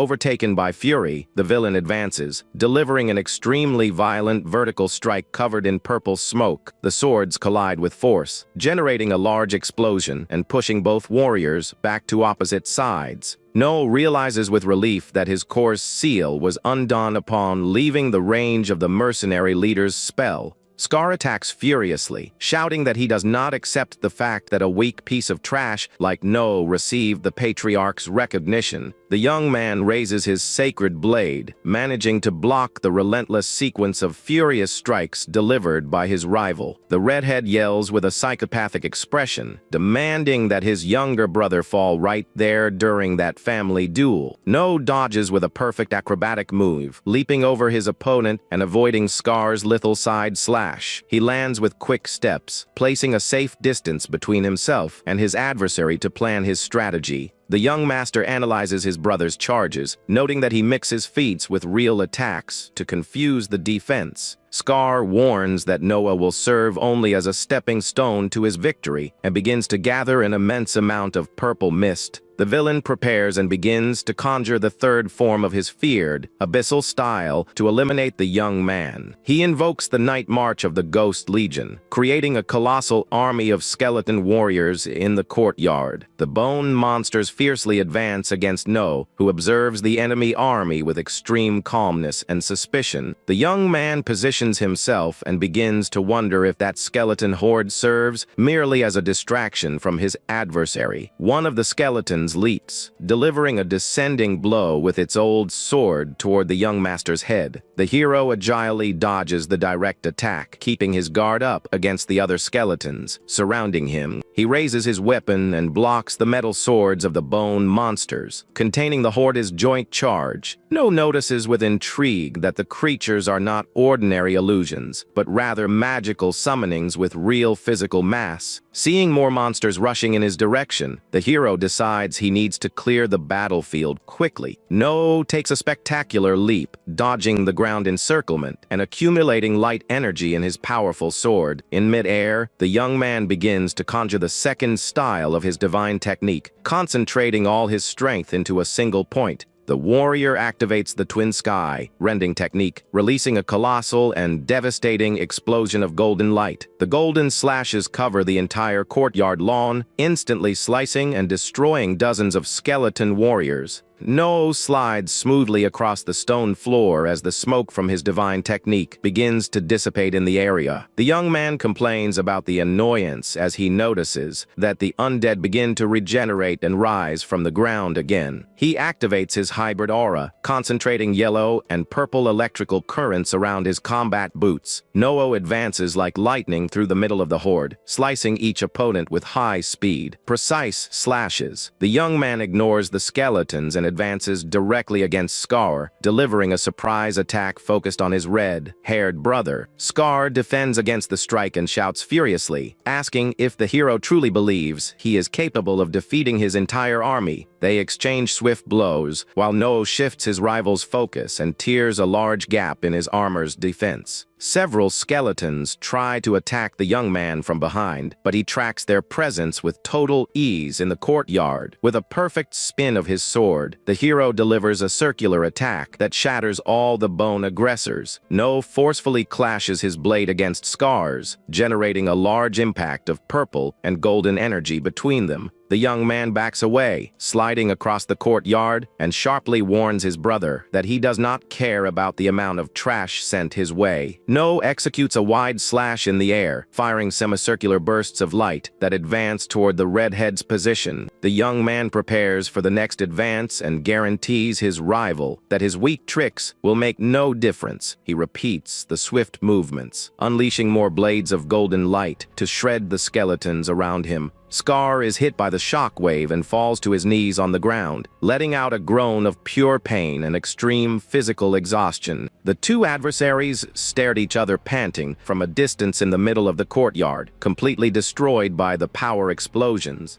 The redhead drives his sword deep into the soil, channeling all his dark energy directly into the ground. A terrible rift of purple energy tears through the earth, creating sharp spikes that sprout from the soil toward the hero. No is startled by the speed of the earth attack and tries to quickly position himself to avoid being struck. Suddenly, a colossal bone dragon emerges, destroying the ground on the command of the furious Scar. Scar points his sword in a rage and orders the terrible creature to attack to tear the hero apart. No observes the immense skeleton dragon as a powerful energy begins to rise around him. Displaying a confident smile, the young man decides it is time to test his new mystical ability. A system screen reveals that his divine core has leveled up and unlocked a rare ocular technique. The young hero positions himself and prepares to activate the fifth form of his divine combat style. His eyes shine intensely as he activates the special ability to control sacred darkness. Noah leaps toward the huge monster, delivering an extremely powerful golden energy slash. The young man floats in the air above the dragon, roaring, focused on performing his next combat move. He plummets like an electrical bolt toward his adversary, emanating a purple and golden aura. The hero focuses his shining gaze directly on the yellow eyes of the fearsome bone dragon. Noah lands precisely on the creature's head, channeling his mystical power into its skull. The young man remains standing atop the beast, leaving Scar completely shocked by that bizarre scene. Not understanding anything, the villain desperately screams, demanding that the monster destroy the hero immediately. No explains that his ocular technique deciphers the enemy's movement and assumes absolute control. He declares that the monster is now his servant, and the redhead curses in irritation, telling him to stop with the tricks. Furious, Scar decides to attack on his own, preparing the first form of his abyssal style. The villain fires a powerful projectile of darkness that pierces the dragon, generating purple smoke in the courtyard. An immense and destructive explosion of dark energy occurs, destroying the surroundings of the mansion. Scar launches himself for a direct sword attack, while No dodges masterfully and with ease. The hero repeats that the beast now obeys only him, leaving his brother desperate in the middle of the fight.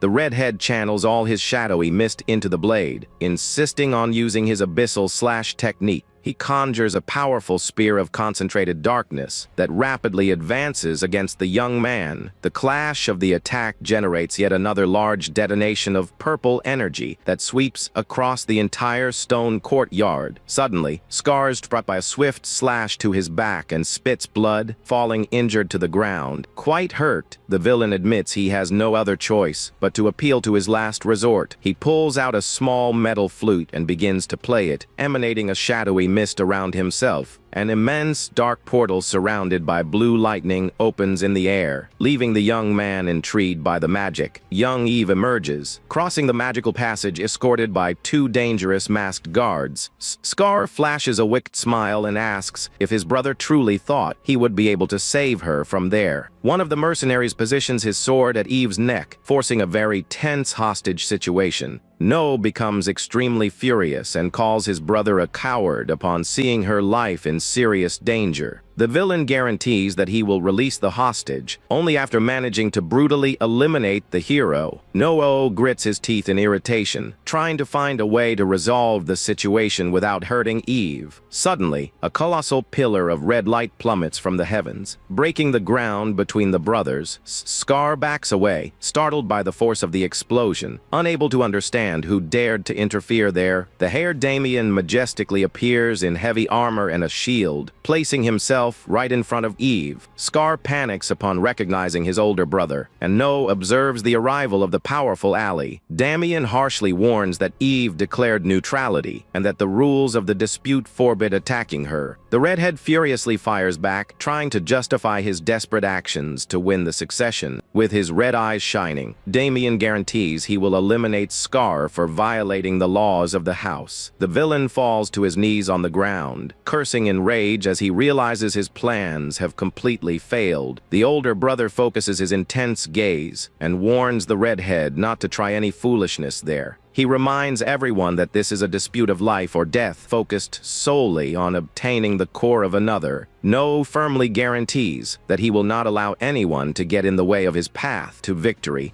Damien points out that interfering in the dispute is also a crime and decides the outcome of that combat. He orders No and Scar to fight with everything they have, while he closely observes the result as a judge. The young master draws his sword again and invites his red-haired brother to resume the duel in the courtyard. He ironically asks if his rival can fight without needing to resort to hostages and children. Scar becomes completely infuriated upon noticing that everyone continues to mock his abilities. Scar concentrates and decides to conjure the 7th form of his dangerous abyssal style in the courtyard. He activates the shadow vest technique, covering his entire body with dense purple smoke. The redhead advances in a rage, promising that this time he'll cut the hero into 1,000 pieces without mercy. Noah realizes that his rival's style is focused on confusing the mind and perception of the opponent. The young man concludes that pressing the attack without giving any opening is the best tactic for victory. The two hairs violently clash in the center of the courtyard, generating electrical sparks and wind. Scar summons shadow clones to attack from multiple sides and try to confuse the young man's defense. No reacts quickly, activating his twin sky rending technique with his powerful golden aura. A colossal explosion of luminous and purple energy expands, destroying the adversary's clones. No is greatly startled to note that his brother managed to block his most powerful divine attack. Without giving the hero time to breathe, the redhead prepares the 4th form of his feared abyssal style. He conjures the invisible slash strike, emanating red and dark flames across his entire blade. Scar delivers the secret charge, cutting through Noah's defense, who tries to protect himself from the lethal impact. The young master makes an enormous physical effort to block the attack, pressing against his sword of light.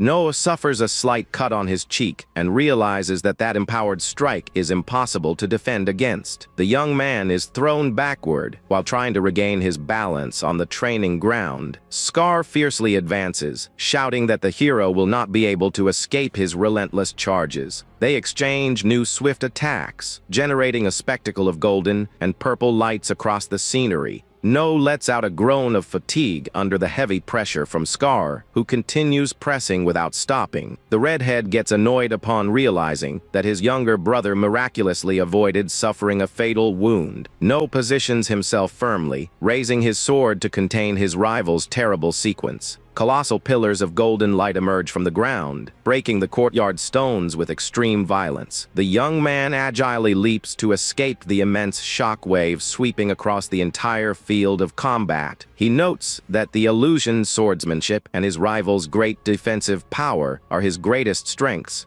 No questions why someone so talented resorted to cowardly methods in the dispute for the house. Scar shouts that he was rejected by their father, who considered his talent for illusions useless to the family. The villain explains that his resentment drove him to create the abyssal style to prove his true worth. Scar remembers with bitterness the day the patriarch completely ignored him, disregarding his efforts. Overtaken by hatred, the redhead guarantees that the only alternative left for him is to win at any cost. With his face stained with blood, he swears he will make their father recognize his power through this war. The villain says he does not mind dirting his hands with evil as an immense red pillar arises. Scar orders the end of the dialogue and commands the young man to serve as fuel for his great victory in the dispute. The redhead prepares to conjure the 9th form of his abyssal style, releasing an enormous energy. He invokes the destruction of the dragon's sepulchre, creating an immense red flame monster in the air. The colossal creature of red fire hovers in the cloudy sky, spreading terror throughout the property. The red flame dragon dives at high speed, directly against No's position on the ground. An absurd detonation happens in the center of the courtyard, destroying the walls and the floor with extreme force. No manages to protect himself by creating a spherical shield of golden light to contain the immense explosion. The young man emerges standing in the middle of the golden sparks, keeping his sword ready for the final confrontation. The immense dragon of dark and red flames hovers right behind Scar, demonstrating fearsome power. No realizes that his demonic core has reached its critical energy limit and is beginning to strain. Scar smiles, saying that his brother has no chance of winning, relying solely on his ordinary ability. Without hesitating, the young man places his hand inside his clothing, searching for his secret trump card. The redhead widens his eyes, extremely surprised to notice the mysterious object that No is holding. The young man reveals that he solidified his own accumulated toxin to use it as a power stimulant. No places the stabilized toxin in his mouth, swallowing the dangerous item without showing any hesitation. Scar screams in terror, asking if the young man has gone mad for ingesting something capable of making him lose control.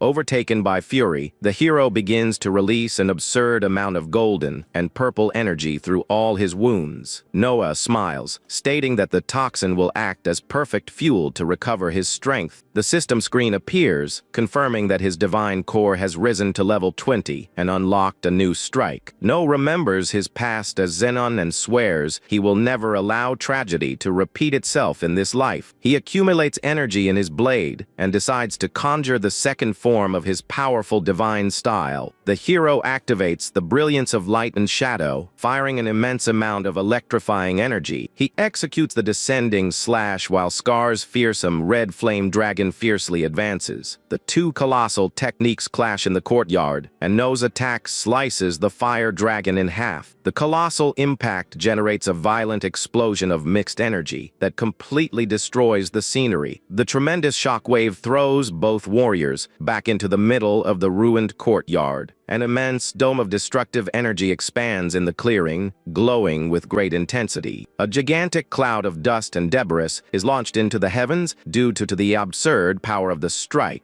Damien acts fast and uses his giant metal shield to protect his sister from the strong blast wind. An immense mushroom-shaped smoke cloud rises above the mansion, marking the end of the colossal confrontation. The older brother waits for the smoke to clear, revealing the courtyard entirely devastated by the clash. Damien and Eve observe the situation with looks of surprise, not knowing who survived the detonation. The wind dissipates the smoke, revealing the defeated Scar kneeling, while the young master remains standing. No points his blade at his rival's neck and calmly confesses that he does not wish to take his life. The hero orders the traitor to surrender, but the redhead only keeps his head down in absolute silence. Scar pretends to accept defeat, promising to hand over the demonic core, and No calmly accepts the agreement. Suddenly, No's combat instincts scream in alert upon noticing his brother's wicked expression. Before the young man can react, the villain's silver sword pierces his abdomen with fury. Scar breaks into a completely psychopathic smile, laughing at the fact that he managed to trick the hero. The villain applies more force to the hilt, pushing the stained blade against No's chest. Damien and Eve watch the terrible betrayal attack, shocked by the red-haired brother's cowardly attitude. Scar rants furiously, stating that he would never accept surrendering or bowing before someone like him. He pulls the sword back with violence, shouting that no one will stand above his power. No coughs and falls to his knees on the stone floor while clutching his severe wound in his abdomen. Desperate upon seeing the young man's terrible state, young Eve runs toward him, shouting his name. Damien seriously holds the young woman's arm to stop her from interfering in the duel that remains active. Scar raises his metal blade, furiously guaranteeing that the combat and Noah's journey will end there. However, one final swift sword slash cuts through the air, producing a large mark on the ground. Scar is hit head-on by a desperate counterattack and falls on his back, completely defeated. The red-haired villain lies motionless on the lawn after receiving the final impact of No's strike. Silence returns to the mansion's courtyard while both combatants remain fallen on the stones. No realizes with sadness that his new family prefers to sacrifice their own lives in the name of pride. The image reveals both warriors lying down, showing the terrible cost of the dispute. Eve frees herself from Damien and runs desperately. Falling to her knees beside the young man's injured form, Damien warns that the wound is critical, but she announces that she will use her secret magic to heal her brother. The young woman concentrates to her maximum, releasing a dense and bright green healing mist over the young man. She places both hands on his chest and activates the first form of her her shadow flower style. The shadow lantern spell spreads through the young man, beginning to regenerate his internal tissues. The green, mystical energy flows swiftly through the energy channels of Noah's arm, relieving the pain. Eve sheds tears of worry as she channels her last spiritual strength into the spell. Noah wakes up confused, and the young woman explains in relief that she can control his cores very well. The young man breaks into a slight smile and sincerely thanks his sister for saving his life there. Eve points to the fallen form of Scar and announces that the reward of victory now belongs to Noah. Scar's red demonic core floats in the air, emanating a large amount of dark energy. Noah focuses his attention on the glowing sphere, realizing that this is his chance to become stronger. The hero kneels before the defeated rivals form under the watchful and calm gaze of his sister Eve. He extends his right hand toward the core, absorbing the opponent's dense red energy. Noah feels a colossal amount of golden and purple electrical power course through his entire new body. With his eyes glowing purple, the young man watches the system screen confirm the fusion with the new core. The system window reveals that his demonic core level has risen from 2 to 5 stars of power. Noah is surprised to notice that his dark energy has advanced the equivalent of years of physical training. The young man observes his surroundings, satisfied to realize that the dangerous situation is resolved. The blonde brother, C's, approaches the location, walking calmly after the conclusion of the combat. C's surprisingly admits that he never imagined his younger brother would be capable of defeating the dangerous Scar. He asks if Eve is all right, and the young woman confirms, saying that Damien saved her at the most critical moment. C's is impressed, and Damien states with folded arms that he only fulfilled the family laws. The older brother prepares to leave, stowing his huge metal shield on his back. Damien passes by the young man, casting a serious and evaluative look toward the victorious heir. The other siblings observe their ally's departure, maintaining expressions of concern and great tension. Damien curiously reflects on Noah's mysterious strength, which seems to go far beyond the common core. Suddenly, a white-haired subordinate approaches the group, interrupting their thoughts. The palace servant formally announces that the powerful patriarch Victor is summoning Noah now. The image reveals the imposing architecture of the great castle, where the feared leader of the family resides. Before the throne, Victor comments that he heard about Noah taking the demonic core of the defeated Scar. The powerful leader glares at the young master with a piercing look, demanding confirmation of the facts. Noah maintains an elegant posture and replies directly, confirming that he emerged victorious from the combat. Victor asks about Scar's power, and Noah sincerely admits that his brother surpassed him in everything. Intrigued, the patriarch questions why the young man believes he managed to win the dispute. Noah feels his father's immense spiritual pressure and concentrates to give the best possible answer. He states with determination that his thirst for strength is greater than that of any other opponent. Victor breaks into a slight, satisfied smile, considering that an excellent answer from a warrior. The patriarch warns that the deceased committed unpardonable crimes and swears to give a reward to the young man. Noah takes the chance and asks as a prize to be sent on a mission to a very specific location. The father is amazed by the lack of greed, pointing out that he could have asked for weapons or gold. The young man replies that the gain obtained on this journey will be immensely greater than any treasure. Satisfied with his son's focus, Victor accepts the terms and asks what the desired destination is. A carriage crosses a dangerous and narrow dirt road in the middle of misty mountains. Inside the vehicle, Noah explains to his maids that that trip is not a leisure stroll. The young man breaks into a calm smile and asks them to take care of all matters around him. The two maids readily agree, guaranteeing they will do their best to support him in the mission. Suddenly, Lydia widens her eyes upon spotting a huge and impressive landscape through the window. The maid waves excitedly, pointing to the horizon and announcing that their destination is visible. Noah observes the mythical city built through the ancient alliance between dragons and human beings.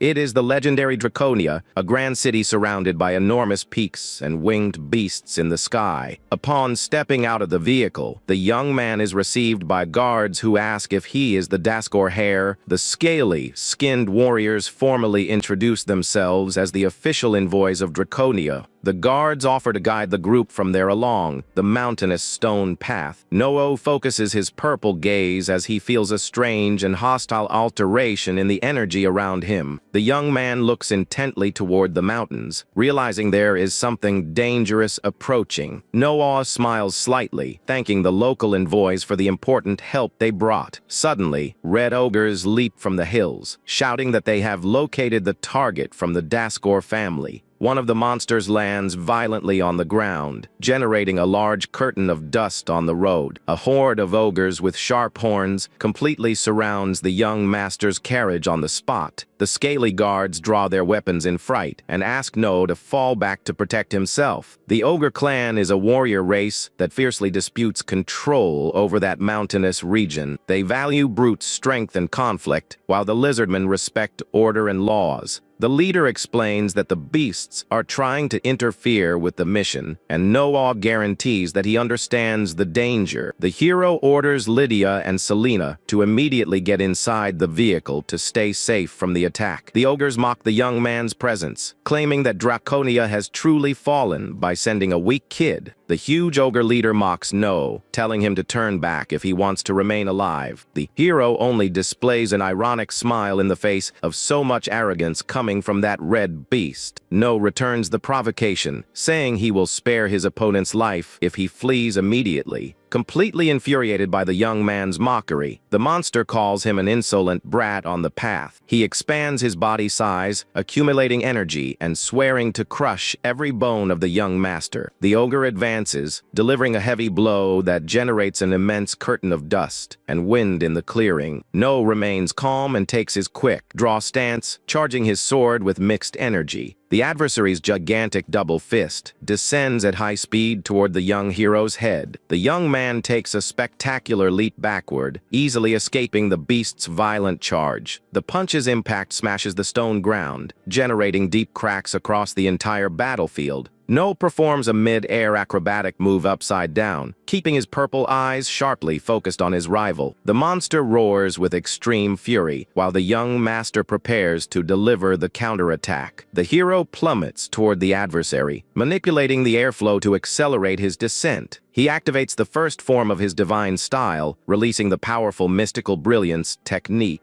A colossal and brilliant golden slash cuts through the air and directly strikes the giant ogre's position. The opponent is completely paralyzed with surprise upon noticing the hero appearing right behind him. Noah lands a devastating blow that throws the immense red creature far away with extreme force. The ogre violently collides against the rocky mountain wall, causing major destruction. No lands smoothly and comments that the opponent relied only on brute force without technique. The young man points out that his strength is impressive, but his attack movements are very slow. Humiliated, the monster gets up, shouting in anger, and calling the young master a presumptuous fool. The creature delivers a colossal side punch toward the hero, who is floating in mid-air. No dodges the blow with extreme lightness, passing close to the beast's arm with incredible mastery. He executes a perfect diagonal slash with his golden blade, slicing the ogre's limb in mid-air. The ogre leader coughs severely and collapses, defeated on the rocky ground after the final slash. The hero looks at the other beasts on the mountains and challenges them to come fight him together. The young man waits on guard, facing the remaining enemies observing from the top of the hill. The ogres roar in fury and begin to descend the rocks at high speed to attack the hero. Noah calmly observes the horde projecting itself toward the ground. Determined to crush the young noble, he concentrates and prepares the second form of his divine combat style, emanating a lot of light. With swift movements, he fires blades of golden energy, slashing all the monsters in mid-air. The forms of the defeated ogres fall lifeless to the earth, confirming the young man's swift victory. The guards of Draconia watch in shock, admitting that his strength surpasses all rumors. The maids step out of the vehicle praising the hero, and Noah scolds them for disobeying his order. Selena smiles and states that a maid's duty is always to witness her master's great triumphs. No glances toward the top of the mountain and invites the last hidden enemy to reveal himself from there. In the sky, nearby. An imposing warrior mounted on a red-winged dragon observes the young man seriously. The mysterious knight in golden armor leaps from his mount, swiftly descending from the clouds. He lands imposingly, generating a large curtain of sand on the road before everyone. The warrior reveals that he witnessed the entire battle and praises the strength that the young man demonstrated there. He introduces himself as Adalbalt Fangray, the powerful commander of the local Dragon Knights. When questioned about not helping, he states that a king cannot be so weak as to need saving. Noah smiles and asks if he passed the warrior's test, and the commander nods in confirmation. Adalbalt promises to guide the young master directly into the presence of the Honorable Lord Alcardos. The journey is resumed with the official escort of the dragons, crossing the city's stone bridges. Selena is marveled to notice that humans and lizardmen peacefully coexist on the streets. The maids comment that a kingdom with so much harmony between different races is extremely rare. The guide suggests that they explore the surroundings later, guaranteeing that everyone will like it there. A majestic green dragon crosses the sky above the carriage, showing the grandiosity of Draconia. They enter a cave illuminated by mystical blue runes. Led by the warrior's lantern, the group arrives before an immense and ancient stone gate, carved with the image of a sleeping dragon. Adalbalt raises his lantern and loudly announces that he has brought the young master Noah Daskor there. The carving on the stone glows in a yellowish tone, while a deep voice orders everyone to enter the hall. The gigantic stone structure begins to open slowly, revealing the darkness of the mysterious room. The group advances through the large entrance, being immediately received by a violent gust of mystical wind. No feels an overwhelming spiritual pressure and concludes that is equivalent to that of his powerful father. The scaly guards cannot withstand the aura's strength and fall to their knees on the floor, unable to stand up. The frightened maids take shelter right behind the hero, who firmly resists that terrible gravity. In the midst of the immense room's shadows, two bright blue eyes appear, staring at the new visitors. A calm and imposing voice resounds through the darkness, welcoming the young heir of the family. It is the legendary Lord Alcardos, a majestic white dragon who calls No a young collaborator. The group finally kneels before the imposing altar of the Grand White Dragon King. Alcardos, the maids and lizardmen guards wait in absolute silence out of respect for the deity's presence. Noah steps forward, officially introducing himself as an heir sent by the Daskor house. Alcardos brings his colossal snout closer and sincerely thanks them for the support sent by the influential family. The massive dragon focuses his bright blue eye and whispers that he senses a nostalgic energy coming from the young man. No becomes thoughtful, knowing that the Dragon King is a mystical deity who has lived since the ancient ages of the world. The young man clenches his fist, making his mixed purple and gold aura of energy shine with great intensity. The warrior channels all his spiritual power, leaving his powerful mystical presence active before the king. Alcardos observes the glow of Noah's flames from above, confirming the grandeur of his new divine core. The colossal being is moved to see that sacred glow again after centuries of total oblivion. The king orders Adalbalt to reveal every detail of the secret mission to the young heir of the Daskor house. The commander takes the floor, ready to explain the complex plea for help made to the noble family. He reveals that his race of lizardmen has been facing a terrible and fierce war against the ogres for years. The warrior explains that the balance of power in the region was recently broken in favor of their enemies. He points out that the ogres have welcomed an elite strategist who ended up destroying Draconia's defenses. No deduces that they are seeking help to balance the war, but the king warns that the mission goes beyond that.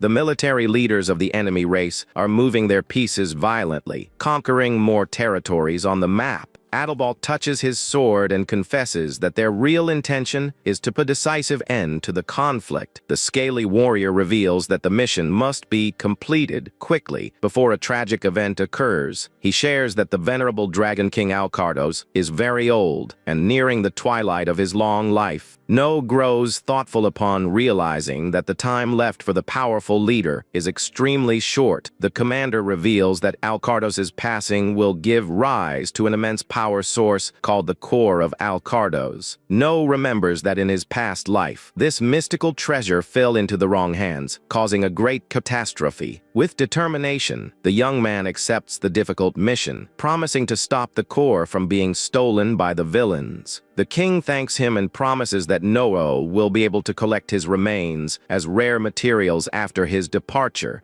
The commander guarantees full support for the journey and decides to reveal one more dangerous secret about their rivals. Adelbalt says that rumors have surfaced that the ogres managed to obtain the legendary Orb of the Eight Treasures. No becomes quite worried upon receiving the information about the possession of that dangerous mystical item. This powerful artifact is a relic capable of overwhelmingly increasing a nation's military power. The hero promises to investigate the situation and plans to ask Eve for help to uncover the ogre's secrets. No decides to walk through the busy streets of Draconia to begin his personal search for allies. The young man reflects that a total war between the races is imminent and that he cannot solve everything alone. The young man wonders if he should recruit an ancient and powerful companion he met in his past life. He analyzes ancient writings carved into the plaza's walls, looking for clues about her whereabouts. Noah walks to the city's central monument, hoping to find any sign of the legendary warrior. He remembers that she used to operate in that area and celebrates locating her much faster than he had planned. This was Saint Liliana, a powerful 9-star healer who saved his life countless times in the past. Noah approaches the young woman walking peacefully through the square, feeling a huge wave of nostalgia upon seeing her again. Liliana notices the young man's fixed gaze and stares back at him with her expressive, bright blue eyes. Slightly uncomfortable, the young woman politely asks him to stop staring at her so directly. Liliana explains that her next musical performance in the central square is still a long time away. Noah is surprised by the term, and she curiously asks if he didn't come there to listen to her songs. Quite confused, he apologizes and asks the young woman's name, trying to understand this new reality. The young woman holds the neck of her strange musical instrument, preparing to give a demonstration.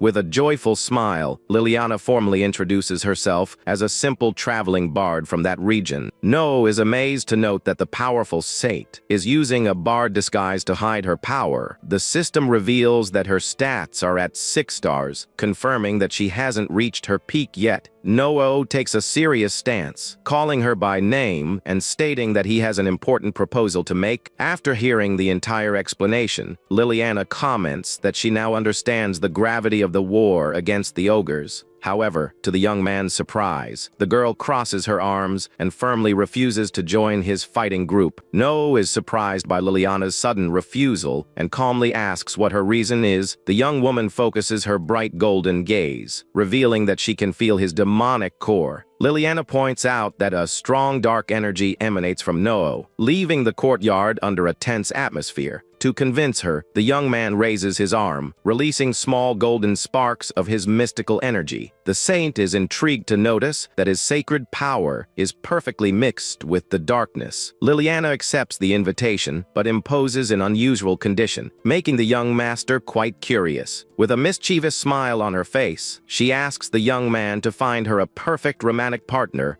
Noah goes into complete shock and stutters in surprise, unable to believe the girl's bizarre request. The young man imagines the awkward situations from the past, remembering his ally's peculiar habits. She demands that the suitor be a strong gentleman, forbidding anyone with a demonic core. Noah smirks, realizing that Liliana's enthusiastic personality hasn't changed one bit. The hero thinks of the dragon Adelbalt and guarantees he has the perfect candidate to help her out literally. The young woman extends her hand, accepting the partnership, and warns that she will place total trust in his words. No shakes Liliana's hand firmly, sealing the deal under his new identity as No Daskor. The carriage departs, leaving the beautiful mountainous city of Draconia behind, heading toward their new goal. Walking through the mountains, Liliana asks why they are going so far, and No tells her they need to train. The young man reveals that there is a powerful magical tool resting in a hidden sanctuary in that region. Suddenly, No's sharp instincts detect a strong threat approaching the rocky location. The duo reaches the collapsed entrance of a dark cave that exudes a dangerous spiritual energy. No protects his face when a strong gust of wind and a purple glow suddenly cover the entrance. An immense beam of purple mystical light is fired from the inner altar, illuminating the entire mountain area. An ancient magic circle activates on the rock, releasing a terrifying defensive shockwave. No quickly draws his weapon and steps in front of Liliana to protect her from the mystical impact. The young man delivers a precise slash, containing the advance of energy with the strength of his electrifying blade.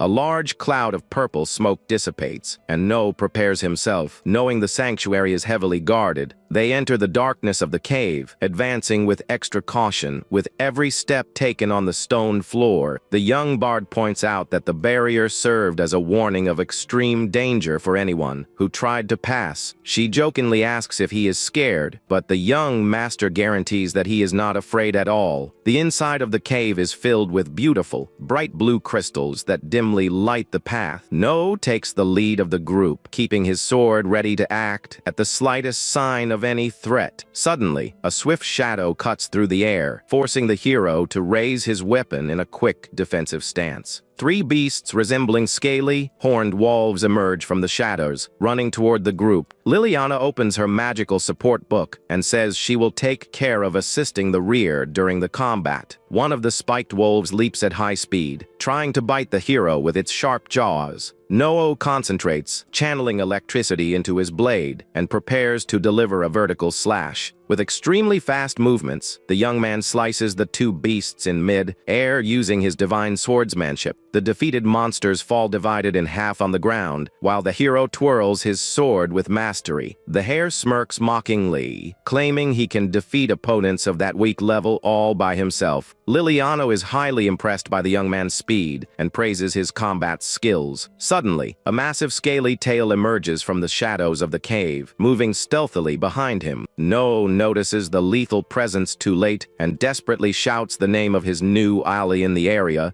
Another giant spiked wolf drops from the sanctuary ceiling, aiming directly at the young woman's back. The beast hits the ground violently, kicking up dust, but Liliana manages to step back and dodge in time. The young bard gathers momentum and delivers a spectacular kick wrapped in golden light toward the monster. The impact of the physical blow throws the giant wolf far against the stone walls, destroying the creature. She adjusts her hat and proudly comments that she knows how to defend herself very well, and No admits her great strength. The young woman points out that she has never seen monsters of that species, and No explains that the cave gathers dragon energy. He details that the high magical concentration causes the local beasts to evolve in a unique and dangerous way. The monster roars in pain while the girl admits in fear that she didn't imagine that place would be so hostile. No comforts his ally, assuring her that the magical tool they are looking for is very close to being found. Liliana asks in surprise if the item they are looking for is really a powerful magical tool. No explains that the mysterious artifact will serve as an essential safety guarantee for the group. They continue walking quickly, venturing deeper into the dangerous rocky setting of that mystical cave. The hare announces that they are about to reach the deepest and darkest area of the dangerous sanctuary. Liliana widens her expressive blue eyes as she catches a glimpse of something shining in the center of the hall. The young bard points joyfully, indicating the pedestal where a very old metal sword rests. No senses the danger and screams desperately, ordering her to stop and not touch the mystical object. A terrifying and gigantic hostile presence suddenly emerges from the shadows of the bluish cave ceiling.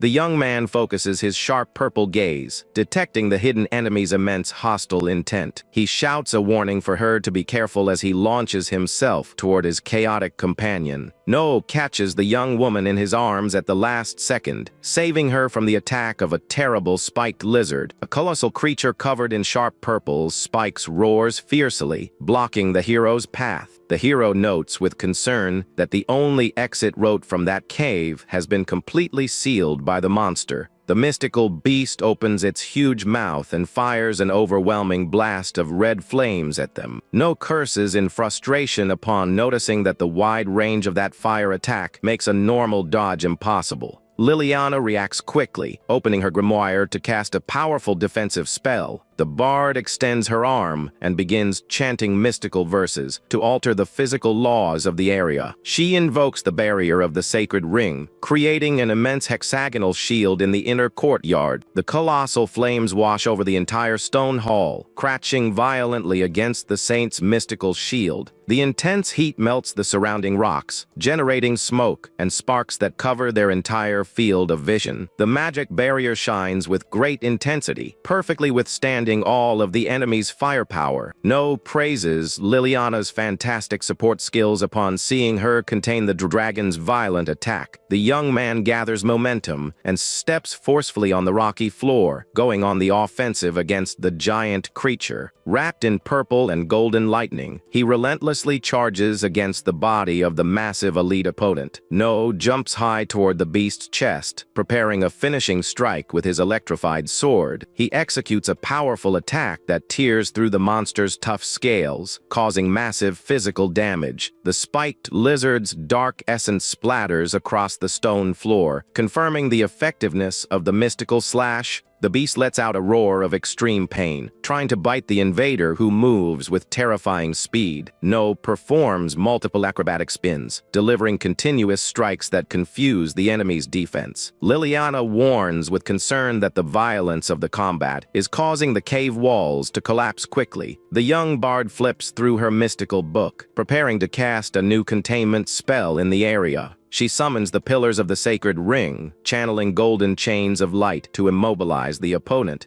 The electric chains bind the massive purple spiked lizard, preventing it from making any more moves. Liliana shouts in a hurry, warning that the containment won't last long, and tells him to finish it quickly. No decides to concentrate all his blade's energy into a single point to prevent a complete collapse. The monster tries to deliver a desperate blow, using its huge spiky tail against No's position. The young man dodges nimbly and activates the first form of his divine style, preparing the ultimate strike. With a blinding flash of light and darkness, the young master's mystical sword gathers an immense amount of power. No leaps head on into the open jaws of the creature, which tries in vain to break his sacred charge. He lets out a battle cry, delivering the divine thrust that pierces the adversary's armored scales. The tip of his weapon channels the total release of the mixed energy, exploding inside the opponent's head. A colossal beam of purple and yellow energy cuts through the cave, destroying the lizard spectacularly. The young man lands masterfully, while the sanctuary floor continues to crack due to the immense power generated. The defeated form of the purple, horned beast collapses lifelessly on the ground, sealing the definitive victory. No checks if she got hurt, but Liliana says she is fine and insists they leave before the cave caves in. They run side by side while the hero takes the opportunity to collect the legendary sword embedded in the stone pedestal. With a firm motion, the young man grips the weapon's golden hilt, which emits a purple glow on the rock. No raises the mystical dragon ring sword, satisfyingly confirming his possession of the powerful dispersion tool. The young man agrees with his partner and tells them to quickly leave that dangerous place before it collapses. On the horizon, warriors mounted on wyverns cross the skies of Draconia, maintaining watch over the kingdom. No hands a mysterious letter to Liliana, making the young woman quite curious about the paper's contents. The young man explains with a smile that he is fulfilling his promise to introduce her to the commander of the knights, Adalbert. Liliana is overjoyed with the gift and thanks No very enthusiastically for all the help. The young woman runs off very excited to see the commander, while the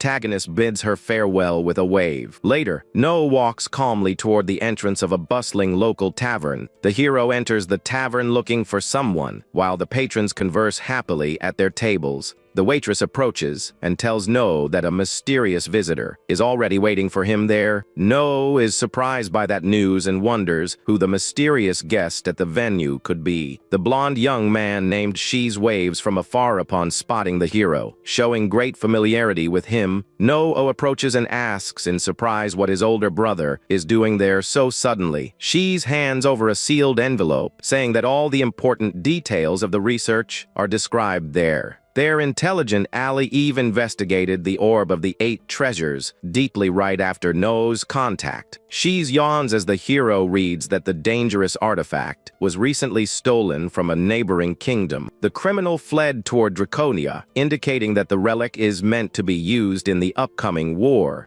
The leader sends an important warning about the grave dangers of handling that powerful mystical item. The report indicates that the orb's power is devastating and capable of wiping an entire city off the map. The terrible mystical magic known as Starfall is capable of causing unprecedented devastation. She's mentions the name of the destructive magic, while No carefully reads the details on the paper. No is startled to note that this was the same magic that destroyed Draconia in his past life. The message ends by warning that she sent She's as backup and demands that the young man return safely from the mission. The blonde explains that besides being backup, he wants to observe closely how the dragon knights fight. She smiles, saying it is a great deal, and the young master sincerely thanks his brother for the backup. Suddenly, the tavern doors are thrown open with great violence, catching the attention of everyone inside. Liliana appears quite angry, dragging the frightened Commander Adalbert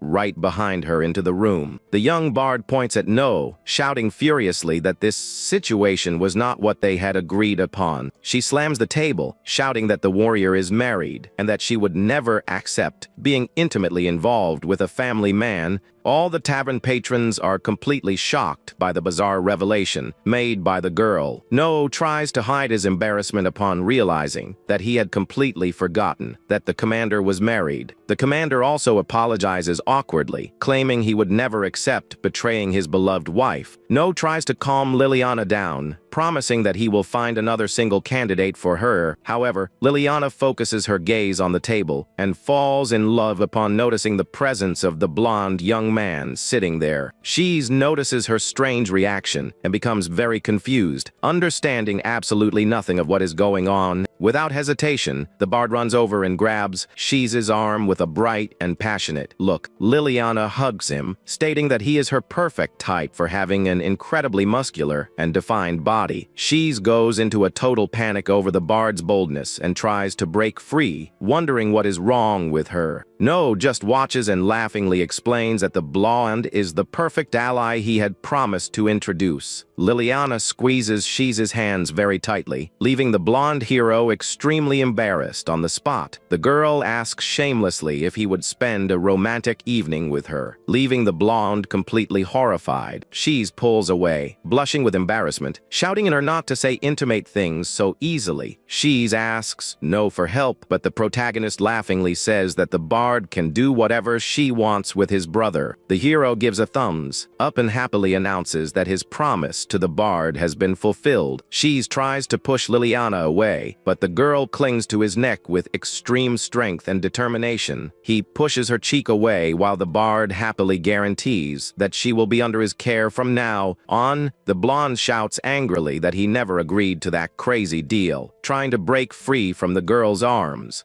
She's takes a massive leap to escape, running desperately from the relentless pursuit of the young bard. Liliana shouts as he flees, while the protagonist watches the whole chaotic scene highly amused. The blonde seriously states that he will pass on all of Eve's important findings straight to the Dragon King. No agrees and guarantees. He will do everything he can on his end during his brother's temporary absence. Before leaving, the brother seriously asks the young man not to wear himself out too much in the difficult war. The young man warns that the fearsome ogre king is a colossal opponent with a power level equal to their father's. She runs desperately to escape while Liliana shouts, asking him to wait for her. No acts quickly and grabs Liliana's clothes to prevent the girl from going after his blonde brother. The hero advises that they unfortunately have no time to lose chasing his brother at that critical moment. No points toward the valley and reveals that they are about to invade the dangerous main base of the enemy ogres. Liliana looks at the huge village with concern and asks if he really plans to attack the place with just the two of them. The young man explains that their real goal is to destroy the orb of the 8 treasures and not to start an open war. Even after hearing her partner's sensible explanation, the young bard remains quite apprehensive about his plan. She questions how they will manage to slip past all that heavy monster security in the village. Noah suddenly carries Liliana in his arms, confidently commenting that ogres are very slow creatures. The protagonist concentrates his powerful magical lightning energy into his boots to maximize his speed. With the girl in his arms, Noah assures her with a smile on his face that they will pass by the guards like a flash of lightning. The hero dashes at high speed, leaving only a bright trail of mystical energy on the stone stairs. The duo crosses the entire monster village at an absurd speed, leaving no time for any enemy reaction. One of the guard ogres feels a slight gust of wind and a mysterious glow passing quickly near his position. Another red warrior gets spooked when he notices a golden blur running toward the main gates of the base. The hero knocks out one of the watchmen on the way without even slowing down his frantic pace through the fortress. The ogre partner of the knocked out guard goes into shock upon seeing his comrades suddenly collapse on the courtyard floor. The monster shouts desperately, warning that they are under enemy attack while the hero duo runs past. No realizes the guards noticed the invasion, but Liliana tells him not to worry about that detail. The young bard proudly reveals that she has already cast a soundproof magic barrier that muffled all the noise in the area. Noah smiles, praising the incredible skills of his ally, who always proves to be extremely useful in battles. Thanks to the barrier, the other ogres remain standing at their posts, having no idea about the ongoing invasion. Liliana asks her companion if he knows exactly where the monsters are keeping the powerful artifact. No replies that the mystical item must be hidden in the deepest area where the supreme chief of the tribe resides. The hero remembers that in his past life, Fungus was just a coward who always allied himself with the strongest. The young man concludes that if this criminal is involved with the ogres, the coveted orb will surely be guarded there. The two finally land on the stone floor, ready to begin the most dangerous part of their infiltration.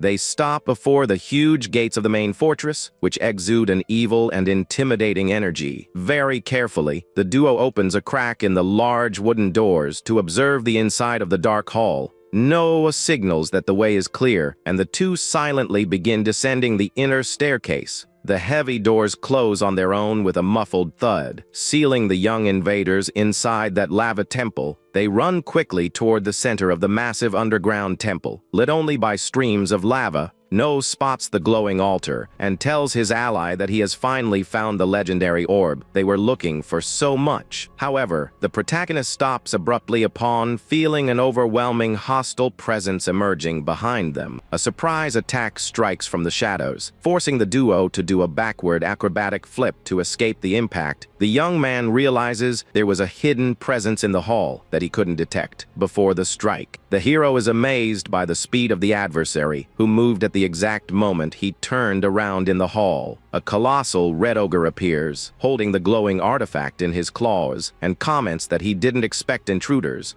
The imposing warrior praises the youngster's ability to silently slip past all his security, No prepares to fight, knowing that facing that colossal monster won't be an easy task for them. The enemy leader emanates his black aura and intimidatingly confesses that he despises cowardly tricks in battle. Liliana apologizes in a mocking tone as she opens her spell Grimoire, ready to support her partner. No takes a firm fighting stance and draws his sword, which shines with an intense and powerful purple energy. The imposing Ogre Grand General, Gazel, roars furiously, promising to crush the two invaders with his own hands. The terrifying Ogre General Gazel emanates an overwhelming shadowy energy, staring down the two young invaders. Faced with the imminent danger, Noah quickly activates his mystical appraisal skill to check the enemy. The system begins to process the information, but the adversary's physical stats appear hidden. No goes into shock upon reading that the bodily resistance of the powerful ogre leader is simply immeasurable. Sweat drips down the young master's face as he realizes he is about to fight an absurd opponent. The young man decides to charge in with everything he has and tells Liliana to destroy the precious artifact as soon as they can retreat. With a war cry, the hero attacks the giant monster's chest using the full force of his mystical blade. No tries his absolute best, but feels enormous physical resistance when attempting to pierce the ogre's armored skin. The blow doesn't even make the giant flinch, and he mocks the hero, saying his attack is as weak as an insect's. Geisel scoffs at human fragility and strikes Noah, throwing the young man's body against the ground with extreme force. With a simple, humiliating flick of his massive finger, the ogre general repels the young warrior's assault. The mystical impact of the blow sends Noah flying through the air, causing the young man to crash violently into the hall.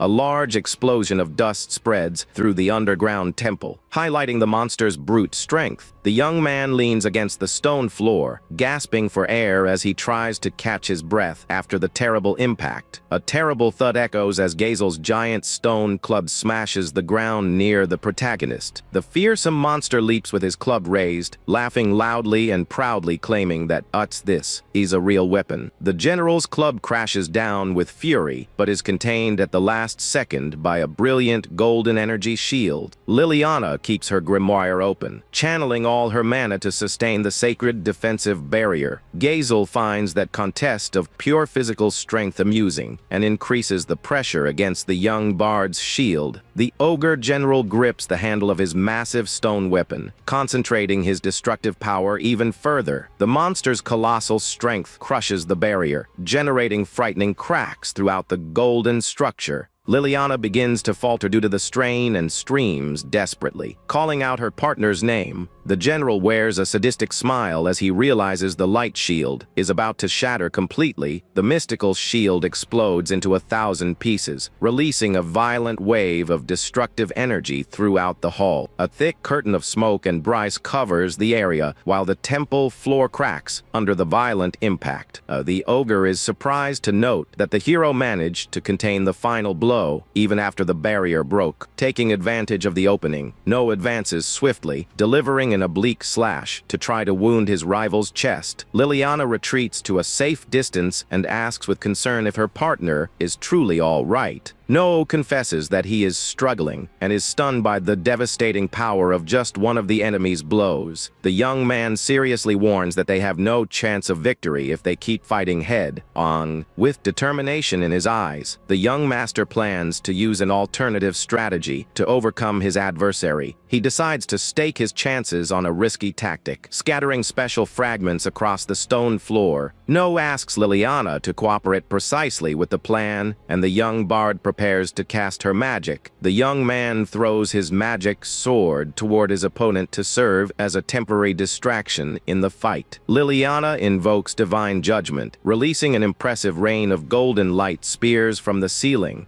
No runs at high speed underneath the storm of shining spears, aiming for the ogre general's blind spot. Gazel lets out a confident laugh, shouting that weak attacks like that would never be able to defeat him. With a quick movement of his club, the monster easily destroys the spears of light created by the Sate. The young bard bites her lip in fear as she realizes that her strongest spell caused no real damage. Suddenly, a masked warrior emerges from the shadows, observing the combat amidst a tense and dangerous atmosphere. No activates the divine power technique, concentrating an intense, brilliant golden aura in his hands. Under the hero's command, the previously scattered fragments begin to levitate and glow intensely. The young man fires the flying blade of the Saint Demon, catching the colossal adversary by surprise with the attack. No shouts with conviction, warning that the monster will have nowhere to hide from that combined power. An overwhelming pillar of light and golden lightning strikes Gazel head-on, destroying everything around him with fury. The ogre general's eye glows with an unwavering murderous rage, even after receiving the impact of the spell. The monster advances with hatred through the glare, cutting through the air with his stone club to crush the invader. No doesn't retreat and decides to face the giant face-to-face, running at speed toward the enemy. The young man prepares his physical stance, gathering all the rest of his spiritual energy into a clenched fist. The hero delivers a powerful rising punch, invoking a giant magic circle to strike Gazel's chin. No falls backward after throwing the punch, but quickly uses the air to recover his balance in combat. The hero quickly points his index finger, launching his mystical sword toward the enemy's floating target. The sword flies rapidly and strikes the energy orb that was under the protection of the ogre general in the hall. No grits his teeth in rage and screams with all his might for the powerful artifact to be destroyed once and for all. The attack hits the core of the artifact, generating glowing cracks and starting a massive chain reaction. Waves of energy and yellow lightning begin to escape from the damaged orb, which is about to explode in a fury. Gazel extends his hand to contain the jewel's terrible reaction, while the violent explosion pushes the hero away. A blinding and destructive glow covers the vision of both combatants, announcing the trigger of the massive detonation. A colossal explosion shakes the temple's stone structures, generating an immense wave of heat throughout the location. The destructive impact sweeps across the entire ogre village, frightening the monsters with the immense release of mystical energy. In the air, the duo is enveloped by a beehive-shaped golden shield to protect them from the dangerous debris. Liliana sighs in relief, believing they won, but Noah seriously warns her not to let her guard down yet. A malicious laugh echoes through the flames, revealing that the ogre general survived the terrible detonation. Gazel resurges imposingly from the smoke, mocking the attack and calling the explosion a fun little trick. A horde of ogre warriors runs toward the heroes, who realize the imminent danger of being surrounded. The hero prepares agilely to escape, knowing that facing that entire army would be pure madness. A colossal pillar collapses, breaking the stone floor as the monsters try to crush their escape route. Suddenly, a huge dragon crosses the reddened sky, and No smiles upon recognizing that mystical creature. Shees appears, riding the mystical creature, and hurriedly reaches out his hand, shouting for his brother to climb on immediately. No picks Liliana up in his arms again, and hurries to leave before they are caught by their rivals. Purple energy cables pull the youngsters upward, saving both heroes from the clutches of the enemy warriors. From high in the sky, No analytically observes the battlefield, planning the next steps of his journey. On the ground, Gazel smiles sadistically, holding the damaged orb and emanating a terrible, dark bloodlust. The mystical orb of treasures appears full of cracks, proving that No's plan actually worked. No focuses his bright purple eyes on the horizon, aware that the war is only just beginning in that region. The red dragon flies toward the sunset, carrying the youngsters safely back to the kingdom of Draconia. In the meeting room, the dragon generals are surprised to see No return alive and ask about the artifact. No explains that he delivered a fatal blow that made the jewel's power spiral out of control, reducing its usage limit. Shees comments with satisfaction that thanks to this, the military situation of the Kingdom of Draconia has improved considerably. Suddenly, a messenger comes running into the meeting room, shouting that he needs to deliver an urgent report. The dragon commander panics upon hearing that the entire army of the ogre tribe has launched an invasion at the border. Noah stays calm and affirms that everything is going according to plan, as the ogres want to decide the war before the jewel decays. The hero promises promises to put a definitive end to the conflict before the venerable Dragon King's life comes to an end. On the horizon, General Gazel leads his relentless horde of ogres, with a macabre smile plastered on his face.